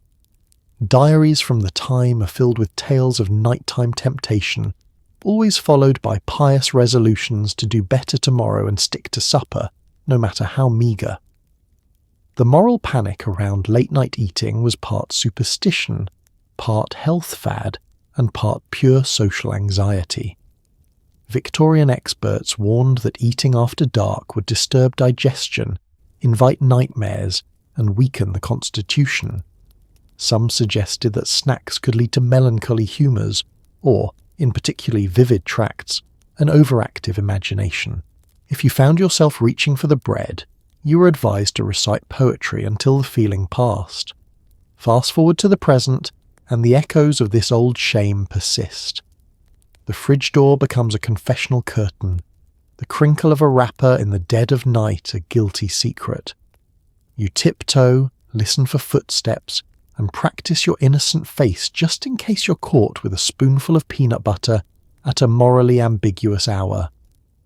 Even the snacks themselves seem complicit, hidden at the back of the shelf, wrappers rustling like whispers of old-fashioned judgment. But here's the truth. Everyone snacks at midnight. Even Queen Victoria herself was rumoured to enjoy a secret treat when the palace was asleep. The guilt is a relic, a hangover from an era when self-control was the ultimate virtue and indulgence, especially after dark was a sure sign of impending social collapse. You can't make this up. So the next time you find yourself in front of the fridge, eyes adjusting to the cold light, remember, you're not alone. You're just the latest in a long line of midnight snackers, carrying on a tradition as old as hunger and just as impossible to resist. Gift someone the wrong flower and you might as well declare war. Victorians assigned secret meanings to every stem, and this passive-aggressive floral language still haunts modern bouquets. Daisies? Innocence? Yellow roses? You're probably breaking up. You find yourself at the entrance to a Victorian drawing room, clutching a bouquet so complex it could be decoded by a professional cryptographer.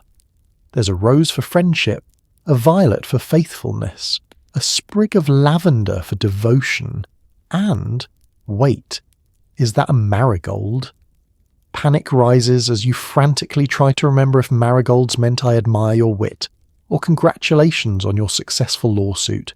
A wrong turn in this flowery maze could mean the difference between gratitude, gossip, or open hostilities. In Victorian England, flowers were more than mere decoration. They were messages, sometimes flirtatious, sometimes accusatory, always loaded. An entire language, Floriography, flourished in the age of strict social rules and repressed emotion. The bouquet became a tool of communication for the tongue-tied and the cautious. Every petal a phrase, every colour a carefully considered word.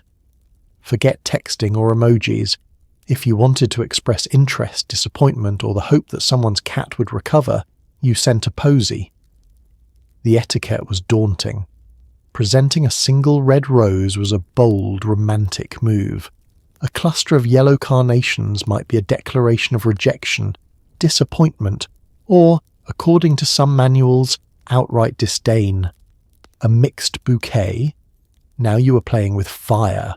What if the recipient decoded your arrangement as deep respect, mild irritation, and possible intent to duel? The risk was real. Florists became confidants and advisors, helping hopeful young people avoid accidentally proposing marriage with the wrong greenery. Receiving flowers was no picnic either. Imagine the pressure. A mysterious bouquet arrives, and now you must decipher its intent before sending an equally coded response. Anemones? Expectation. Ivy. Fidelity. Lilies. Purity.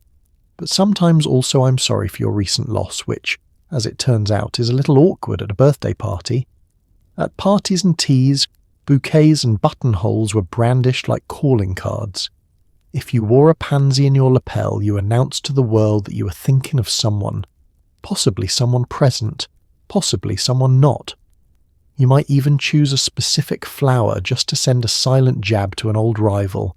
Here's a bunch of basil, Enjoy your hatred and the soup. The code wasn't just for romance or rivalry.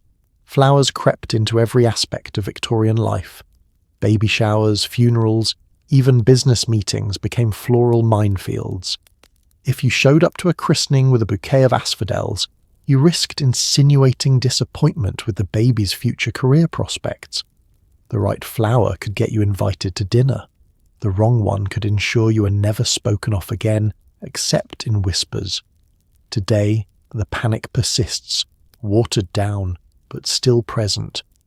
Standing in the supermarket, you hesitate between sunflowers, joy, hydrangeas, thank you for understanding, and that mysterious blue thing you're pretty sure is a sign of impending doom. You worry. Are lilies still for funerals? Are red roses too forward?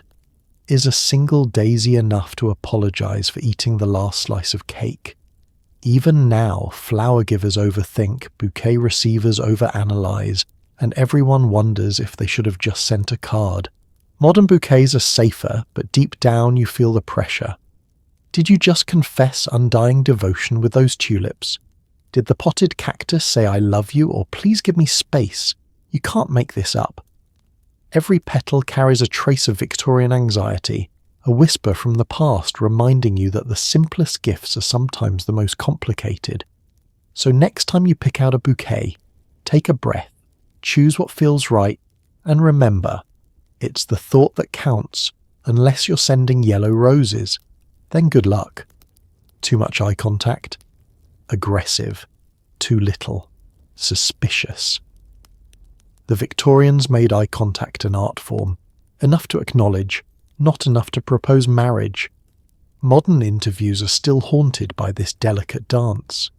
You find yourself across from a stern aunt, or perhaps a vicar, or perhaps the formidable Lady Fenwick, who's been known to end entire conversations with a single, well-placed glance. You attempt to meet their eyes, only to realise you're walking a social tightrope. Hold the gaze too long and you'll be accused of plotting, flirting, or, worst of all, trying to sell insurance. Break eye contact too soon and you'll seem evasive, perhaps hiding a scandalous secret, perhaps simply about to bolt for the door. Victorian England was a jungle of non-verbal rules, and eye contact reigned supreme. It was the subtle thread in a tapestry of greetings, farewells, courtships, and declarations. There were books, actual published books, filled with advice. A lady should meet a gentleman's gaze but briefly, lowering her eyes to show modesty and prevent misunderstandings. A gentleman must look directly at his host upon entering the room, but never linger, lest he be thought impertinent or in need of a duel. It was social choreography, all in the flutter of an eyelash. For romantic encounters the rules multiplied. To meet someone's eyes across the drawing room was the first volley in a courtship campaign. Too bold, and rumours flew before the next round of tea. Too shy, and you risked being passed over for someone more engaged with the conversation. Sometimes entire engagements were orchestrated through a series of fleeting glances, sidelong looks, and careful avoidance of anything that could be construed as undue enthusiasm. Actual spoken declarations were left for novels and the terminally reckless. This visual etiquette extended to all corners of Victorian society.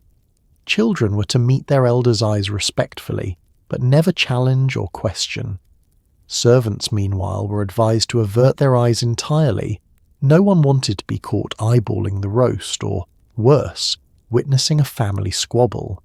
If you happened to lock eyes with the family dog, you'd best hope it was a sign of affection, and not an unspoken pact of mischief.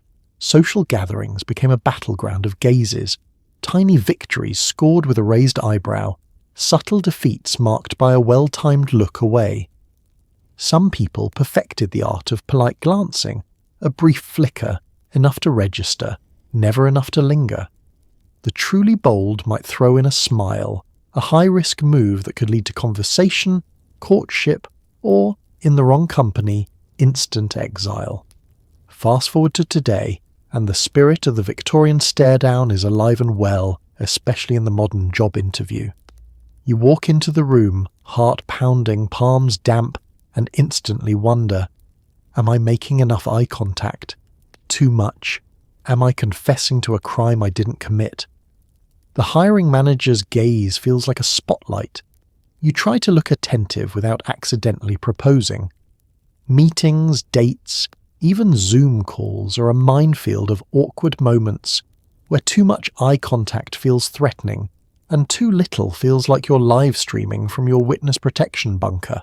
Even at family dinners, you sometimes notice the ghost of Lady Fenwick in your own mother's glance, the one that says, I see you, and I know what you did, even if you didn't mean to do it. The dog, meanwhile, is probably just hoping for scraps. You can't make this up. From drawing rooms to boardrooms, eye contact remains the invisible handshake, a measure of trust, honesty, and just the right amount of social daring. So next time you're caught in the headlights of a piercing gaze, remember, you're playing a centuries-old game of subtle stare down, where the rules are unwritten, the stakes are high, and the consequences are still, somehow, mortifying. Victorian homes were shrines to order, and clutter was a sign of inner chaos. Today, minimalism and colour-coded pantries are just echoes of ancestral anxiety over a crooked doily. You're in a grand Victorian parlour, sunlight filtered through heavy velvet drapes, everything arranged with militaristic precision.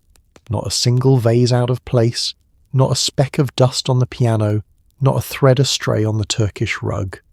Every shelf, every side table, every precarious stack of illustrated encyclopedias screams, here lives a person of discipline and, more importantly, a person who cares deeply about what their neighbours think. Victorians believed that outer order reflected inner virtue. If your sitting room sparkled, your soul must surely be equally polished. A tidy mantelpiece meant a tidy mind. To let chaos slip in, a stack of unsorted letters, a shawl tossed over the wrong chair, an umbrella rack showing signs of disorder, was to risk social catastrophe. Gossip thrived in untidy corners. Did you see the state of her sewing basket? I thought I saw a second teapot on the piano. Their hat stand is positively crowded. The horror!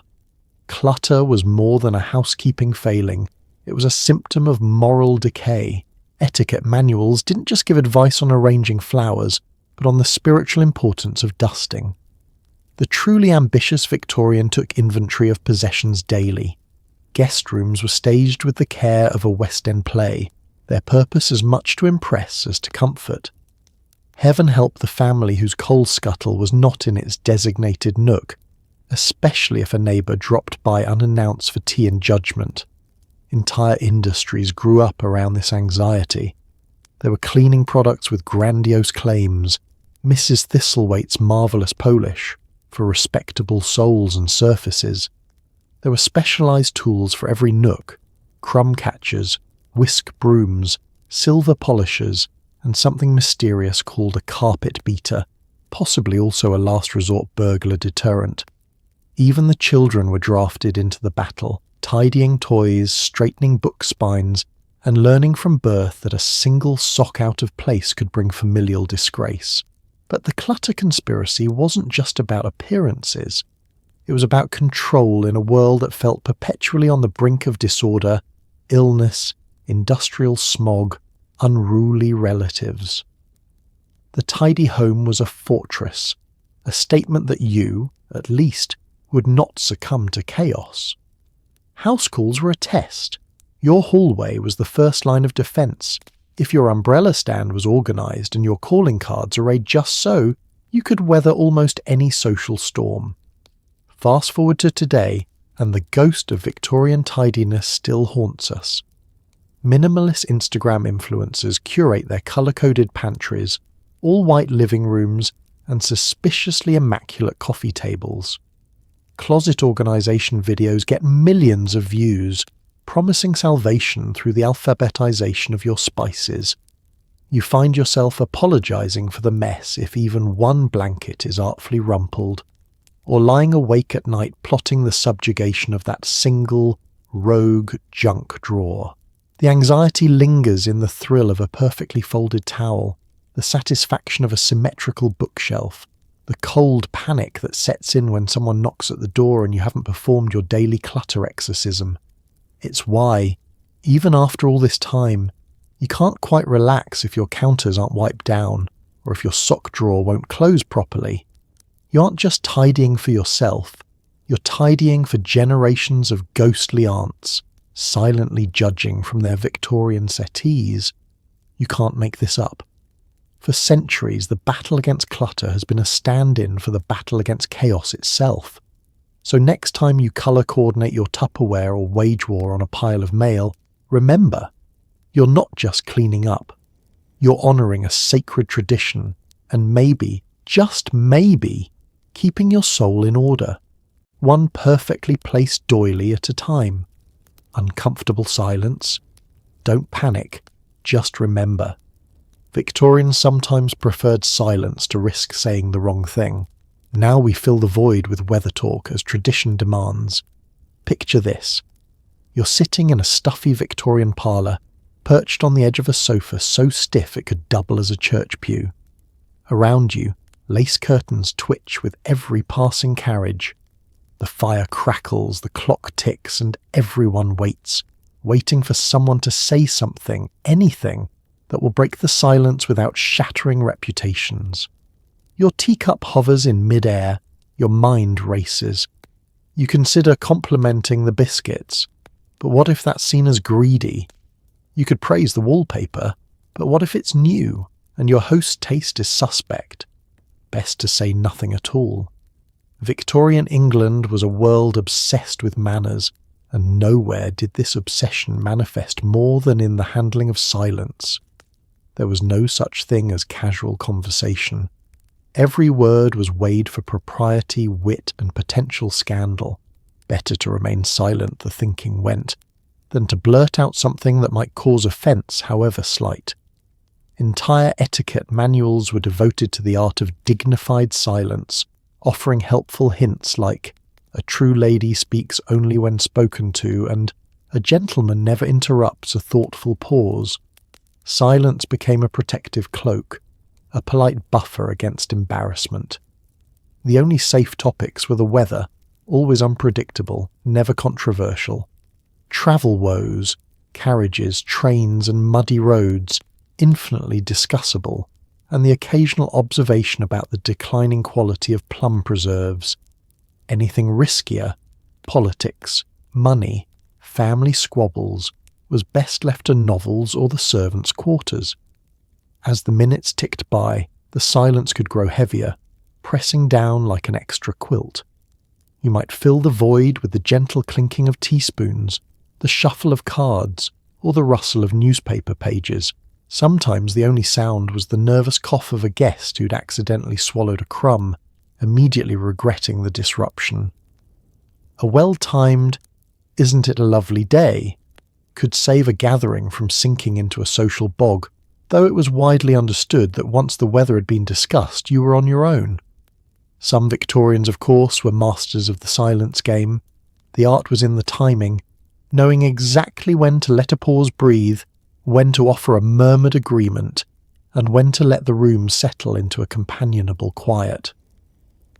A truly skilled hostess could orchestrate silences like a symphony, arranging her guests in conversational clusters, each separated by well-placed gaps where nothing needed to be said. Fast forward to today, and the spectre of Victorian awkwardness still looms. Modern life is filled with forced conversation, elevator rides, doctors' waiting rooms, endless Zoom meetings where everyone waits for someone else to speak. You find yourself babbling about rain or traffic, or the merits of a new brand of oat milk, desperate to fill the emptiness. Social media is awash with memes about the weather as the ultimate fallback topic, a lifeline thrown to save us all from the abyss of awkward silence. And yet, some silences are oddly comforting. The long pause between old friends, the quiet that settles over a family dinner, the gentle hush of a sleepy afternoon. These are gifts, reminders that sometimes words aren't necessary. The Victorians, for all their anxiety, knew this too, that a little silence can be golden, or at least less risky than opening your mouth and putting your foot in it. You can't make this up. From stuffy parlours to open-plan offices, the fear of awkward silence persists, and so does the craving for it. Next time you find yourself in the midst of an uncomfortable hush, just smile, sip your tea, and talk about the weather. You're keeping a very old tradition alive, one awkward pause at a time. You can't sleep without your evening checklist. Victorians turned going to bed into a performance. Prayers, hair brushing, and slippers aligned with military precision. If you feel guilty skipping your nighttime routine, you're in good company. Let's set the scene. The grandfather clock tolls 9. The lamps are dimmed, the fire has burned down to a polite apologetic glow, and your eyelids droop. But don't be fooled. Bedtime is not a surrender, but a production. You can't just collapse into bed. No, you must begin the ceremonial preparations, each step laden with meaning, ritual, and the subtle hope that you'll avoid nightmares, indigestion, or an unexpected visitation from Great Aunt Prudence's ghost. You start with the brushing. Not just a quick swipe, but the full Victorian 100 strokes, each one meant to smooth the hair, stimulate the scalp, and possibly encourage virtue by sheer repetition. If you're lucky, you'll have a maid to help, wielding a silver-backed brush and the patience of a saint. If not, it's up to you, counting under your breath and hoping you don't nod off halfway through. Next comes the cleansing. Water is fetched and poured into a porcelain basin, tepid if you're cautious, icy if you're trying to prove your moral fibre. Face and hands are washed with delicate care, using soap that smells faintly of lavender, lye, and mild regret. You towel off, wincing at the cold, and cast a longing glance at your warm, inviting bed. Not yet. There are slippers to be found and placed exactly where your feet will land, should you need to rise in the night. Toes peeking from under the covers at the wrong angle. Scandal. Slippers askew, a sure sign of moral weakness.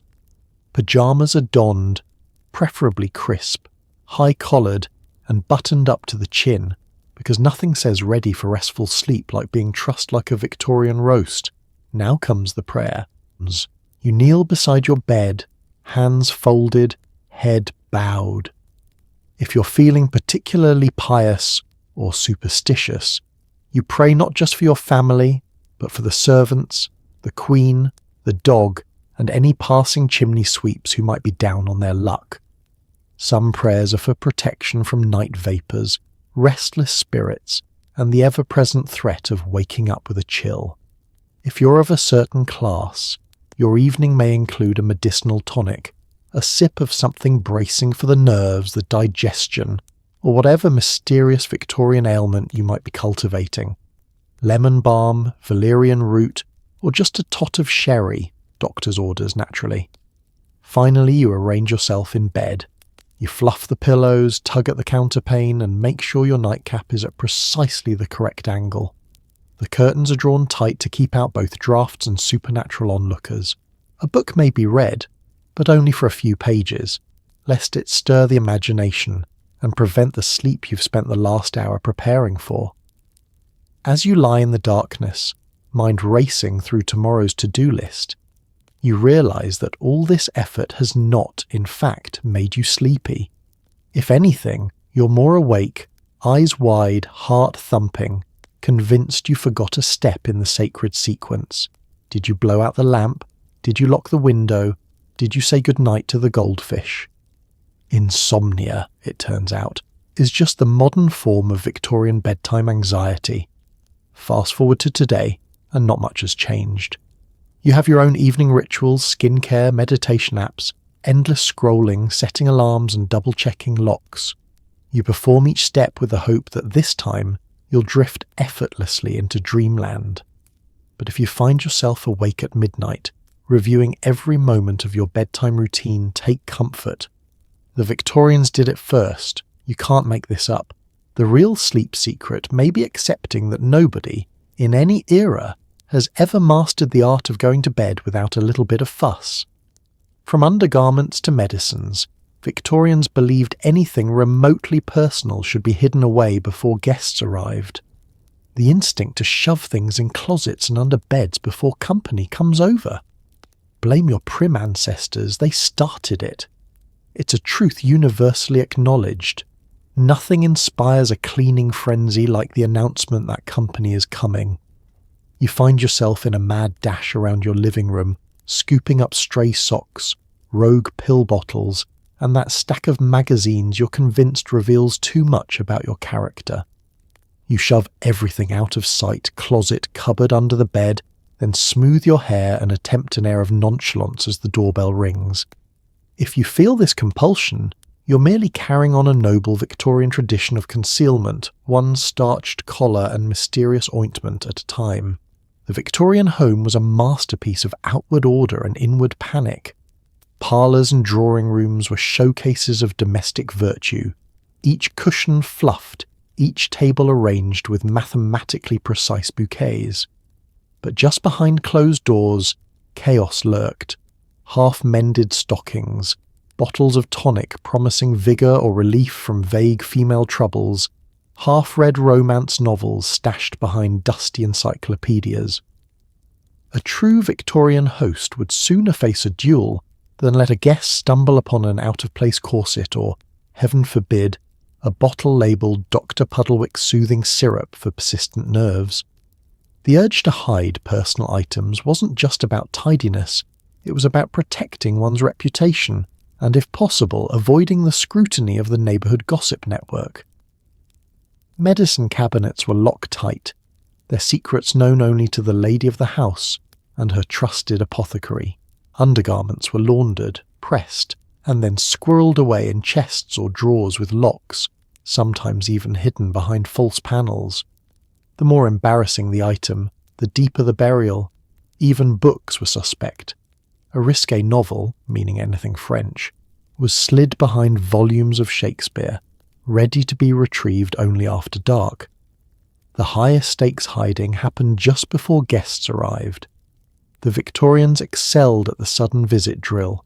Upon hearing the bell, children would be dispatched to sweep the halls for stray combs, hairbrushes, and most importantly underclothes left hanging too close to the fire.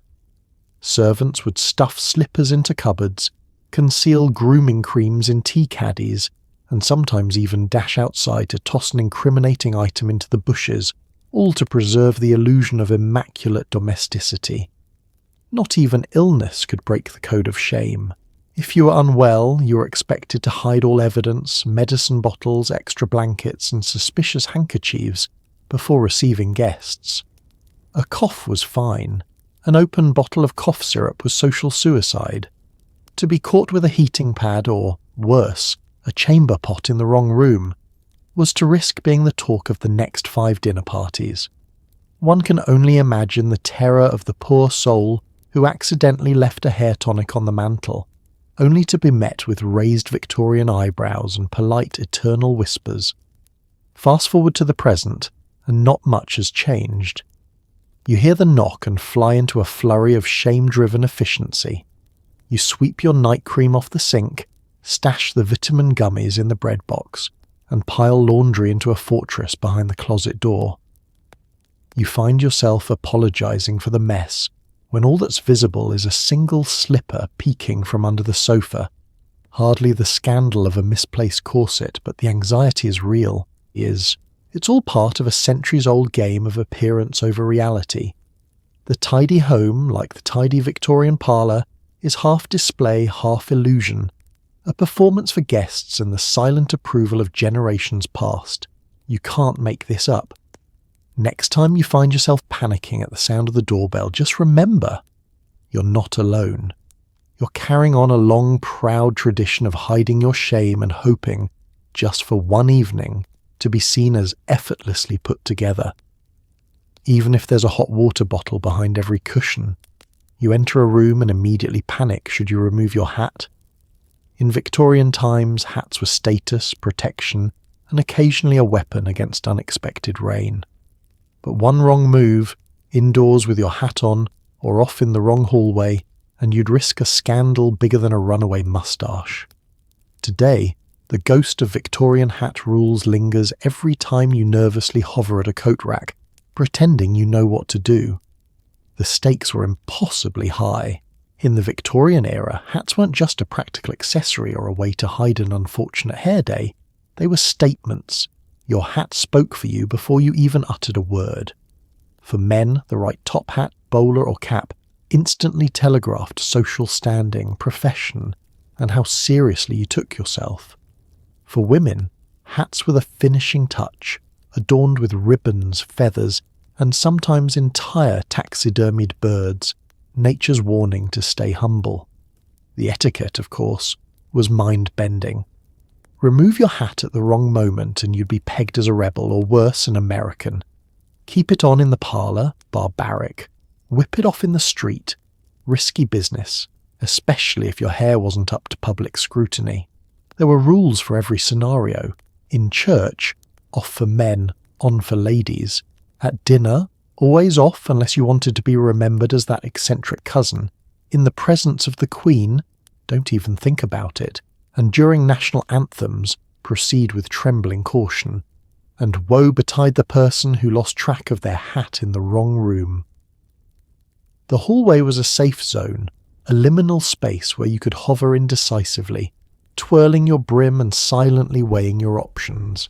The hat stand became a psychological obstacle course, crowded with the headgear of your social superiors, and if you were very unlucky, the dreaded hat of an in-law who always seemed to arrive unannounced.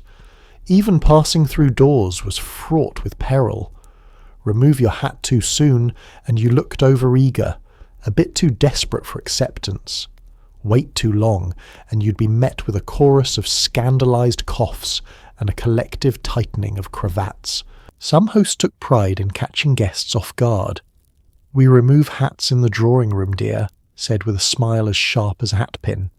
A single slip and your reputation would trail you for years, like a rogue feather refusing to come unstuck.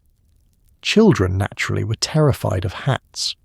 Taught from an early age that headgear could make or break a family's fortunes, they practiced elaborate routines in front of the mirror. Tilt the cap at just the right angle, sweep it off at the threshold, never twirl it, unless in the nursery where scandal could be contained. To lose a hat was to lose one's sense of self. To put it on backwards was to invite laughter that echoed down generations. Fast forward to today and the anxiety persists. Every wedding, funeral or fancy restaurant summons that ancient Victorian question, hat on, hat off, or just avoid the whole thing by wearing a discreet beanie and hoping for the best. You hover near the coat rack, reading the room, searching for someone else to make the first move. Even at home you hesitate, standing in the entryway, clutching your baseball cap like a medieval shield. Fashion, of course, has moved on. Hats are less common now, but the confusion lingers. Social media forums debate when, if ever, it's acceptable to wear a hat indoors. You look for etiquette advice, hoping someone will finally write the definitive rules, but deep down, you know there's no escape. The legacy of Victorian hat panic lives on, as persistent as lint and twice as annoying. You can't make this up.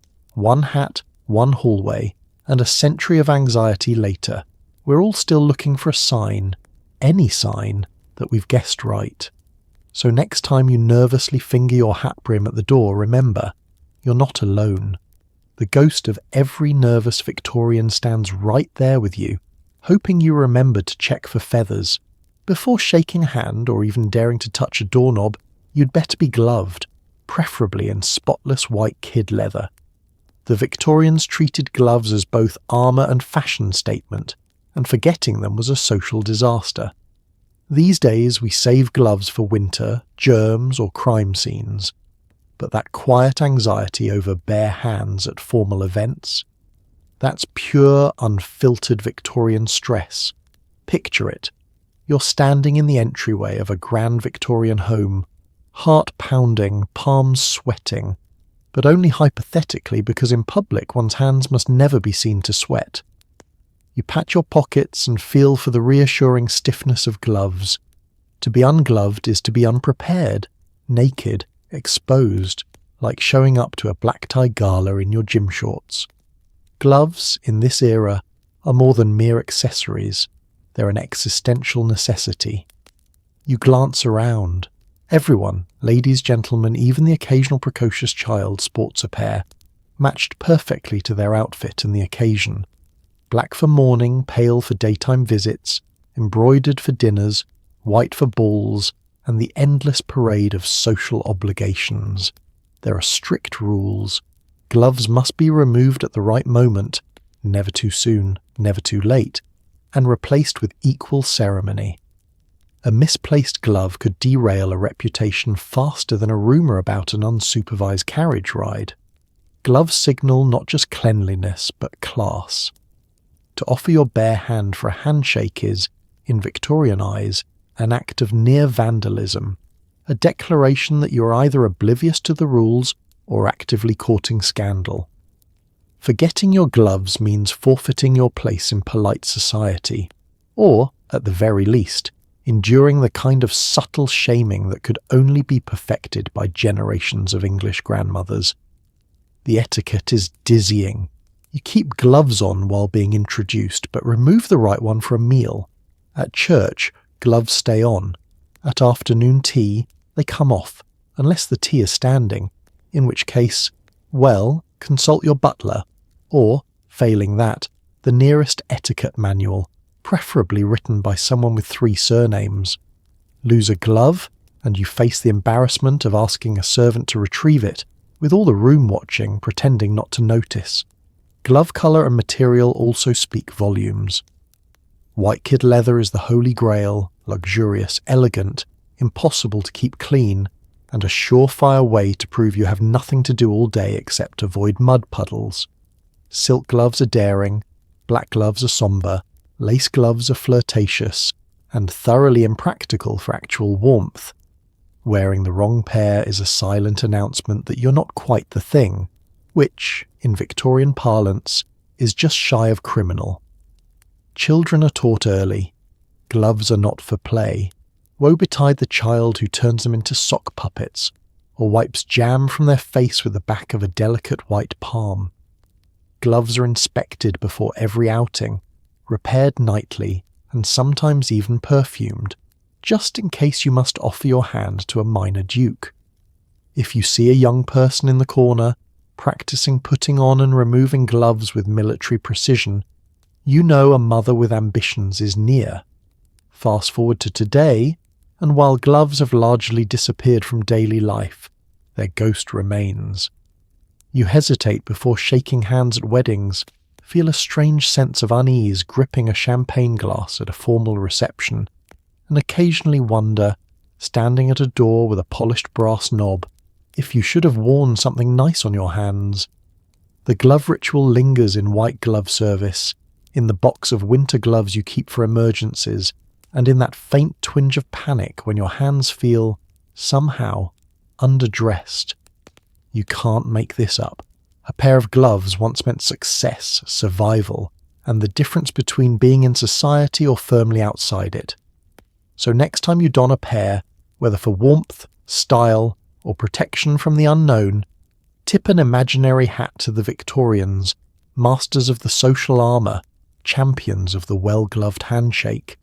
You're trying to go for a pleasant walk, but suddenly a stern aunt materialises beside you.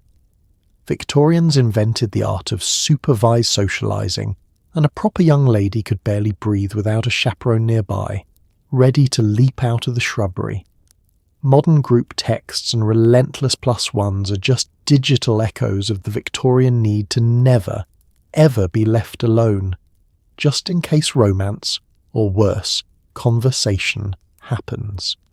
You take your first cautious step out the door, enjoying a rare patch of blue sky, and before you can so much as glance at a hedgerow, your guardian swoops in. Perhaps it's Aunt Agatha with her umbrella of disapproval, or Cousin Mildred with her ability to turn every stroll into a recitation of family sins.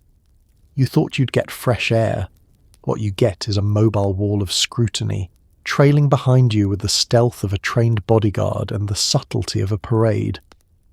For Victorians, the concept of alone time was pure fiction, especially if you were young, female, and in possession of a reputation yet to be thoroughly ruined. Any hint of unsupervised mingling, particularly with the opposite sex, was an invitation to scandal, or at the very least a month's worth of concerned letters between distant relatives. The world was viewed as a perilous place, full of swooning secret notes and unspeakable flirtations at the duck pond. Every social outing, no matter how innocent, was an elaborate chess game. You wanted to chat with a friend at the bakery? In comes the chaperone, suddenly interested in scones, a picnic by the river, chaperone on a folding chair, reading a Bible with one eye and watching you with the other. Even a walk around the garden became a parade of supervision, every turn around the rose bushes accompanied by the relentless squeak of sensible shoes. The choreography of the chaperone was subtle but relentless. If you so much as lagged behind, an arm would materialize, linking yours and propelling you forward. If you dared to linger over a flower, a voice would gently, or not so gently, remind you that it's best not to tarry, dear, lest the dew encourage miasma. The goal was less about protecting you from danger, and more about protecting your family from gossip, which could spread faster than the London fog and cling twice as long. Budding romances were, of course, the primary concern. Left alone with a suitor for more than 30 seconds, and you'd risk your virtue, your prospects, and any future hope of being invited to Cousin Emily's garden party. Chaperones specialised in creative interruptions. Shall we join the others for a lemonade? Is that the postman I hear? Your father is in need of a second opinion on his hat. If all else failed, they could always invent a sudden fainting spell or urgent embroidery emergency. Fast forward to the present and the chaperone shuffle still haunts us, though in subtler forms. There's the group text that explodes if you go anywhere without reporting your movements. The +1 who never leaves your side at parties, just in case you attempt an unsanctioned escape. The parent who monitors your social media likes and DMs, convinced that disaster lurks behind every emoji. Even when we try to be alone, technology finds a way to supervise. Your phone pings with, "Where are you? Who's that with you?" Send a selfie so we know you haven't eloped. The need for witness, for third-party verification, is the digital descendant of the Victorian aunt lurking behind the geraniums, ready to leap out at the first sign of unsupervised fun. You can't make this up. For centuries, privacy has been rationed, monitored, and interrupted by people who claim it's for your own good. So next time you try to sneak a moment alone and are met by a well-meaning companion, remember, you're just doing the chaperone shuffle, moving to a rhythm set long before your first group chat. A whiff of lavender, and suddenly you're being scrutinised for your intentions.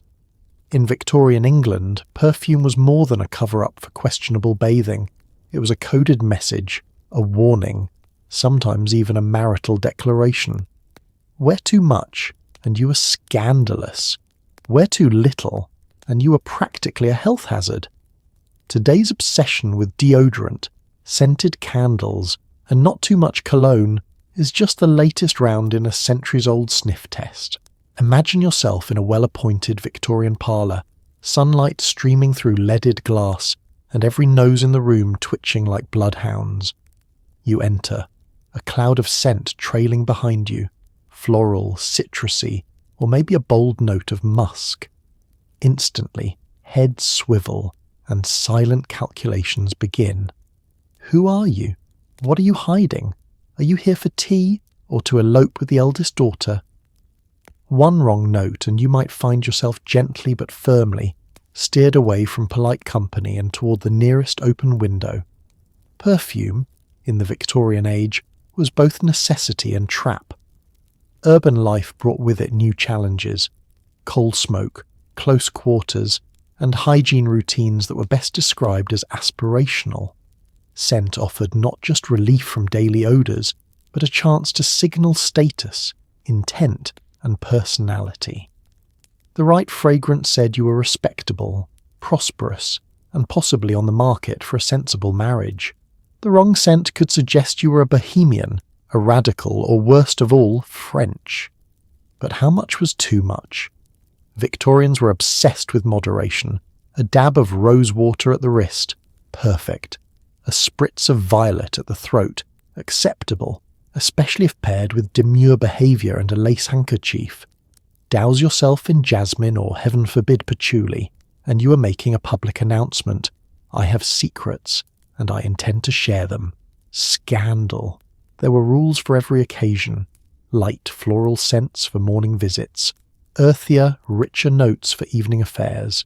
Scented handkerchiefs, sachets tucked into corsets, a quick wave of the perfume bottle over linens. These were all part of the unspoken dance. Overdo it, and people would whisper about your continental excesses. Underdo it, and you risked being known as that guest, the one who left a lingering question mark in the air. The scrutiny was relentless. Young women, in particular, were warned against over-scenting, lest their reputations waft away on a breeze of heliotrope. Gentlemen, meanwhile, were advised to stick with masculine notes. Think sandalwood, pine, or anything that could double as a furniture polish. If a man's cologne lingered too long after he'd left the room, speculation about his character was sure to follow. Some households took it further, developing family scent signatures, with every member assigned their own blend. This way, no one could accuse a daughter of using her mother's perfume to attract the wrong sort of attention, or a son of borrowing a cousin's eau de cologne for illicit rendezvous in the orangery. Fast forward to today, and the panic remains, only now the battlefield has moved. You stare at your shelf of deodorants, body sprays, and essential oils, paralysed by choice. Will your new scent offend someone on the subway? Is your favourite candle too strong for the office? Should you spray the air yourself or both? And what will it say about your character, your work ethic, your intentions? You notice too how compliments about scent are always laced with caution. That's nice. What is it? Really means, is this going to linger all day? Complaints, of course, are never spoken aloud, but you see them in the careful opening of a window, the sudden interest in sitting across the room, or the discreet deployment of peppermint oil. You can't make this up. The next time you hesitate before applying that final spritz, remember, you're not just masking your Monday. You're participating in a tradition as old as the drawing room itself, where one misplaced note could mean the difference between admiration and exile. So sniff wisely, dab gently, and always, always, beware the power of the scented first impression. So tonight, as you nestle into your clean bed, free of mysterious doilies, judgmental grandmothers, and the constant threat of social annihilation over which fork you chose, maybe take a moment to silently thank your Victorian ancestors. Because while you might still instinctively apologise to furniture, or feel the urge to stand every time someone enters the Zoom call, at least you're not trapped in a corset at midnight, trying to decode the correct sequence of hat removal. Victorian life was a marathon of bizarre rituals, secret anxieties, and unspoken rules enforced by nothing but side-eye and silent disapproval. It was a world where the tiniest gesture, a poorly timed sneeze, an extra slice of bread, a hat slightly askew, could make or break your reputation. Yet, somehow, people survived it all. They navigated the endless minefield of etiquette, endured impossible expectations, and still managed to invent the afternoon nap, the apology tour, and the art of hiding embarrassing clutter before guests arrived. It's easy to laugh at their rules, but there's something stubbornly beautiful about the way Victorians clung to order in a chaotic world, how they turned every moment, from tea time to bedtime, into a tiny ceremony of hope. Their relentless politeness, their faith in a well-folded napkin, their deep conviction that a handshake could mean something, all of it has trickled down to us, just with fewer waistcoats and a lot more Wi-Fi. So as you drift off tonight, wrapped in modern comfort and free from the tyranny of chaperones, remember, you come from a long line of survivors, people who endured lice, awkward silences, and at least 3 different sets of cutlery. History might be full of strange rules and stranger people, but it's also proof that humans are nothing if not resilient, a little ridiculous, and occasionally brilliant at making life just complicated enough to be interesting. Sleep well, and may your dreams be free of passive-aggressive napkin folds and unsolicited life advice from long-dead Victorians. Good night.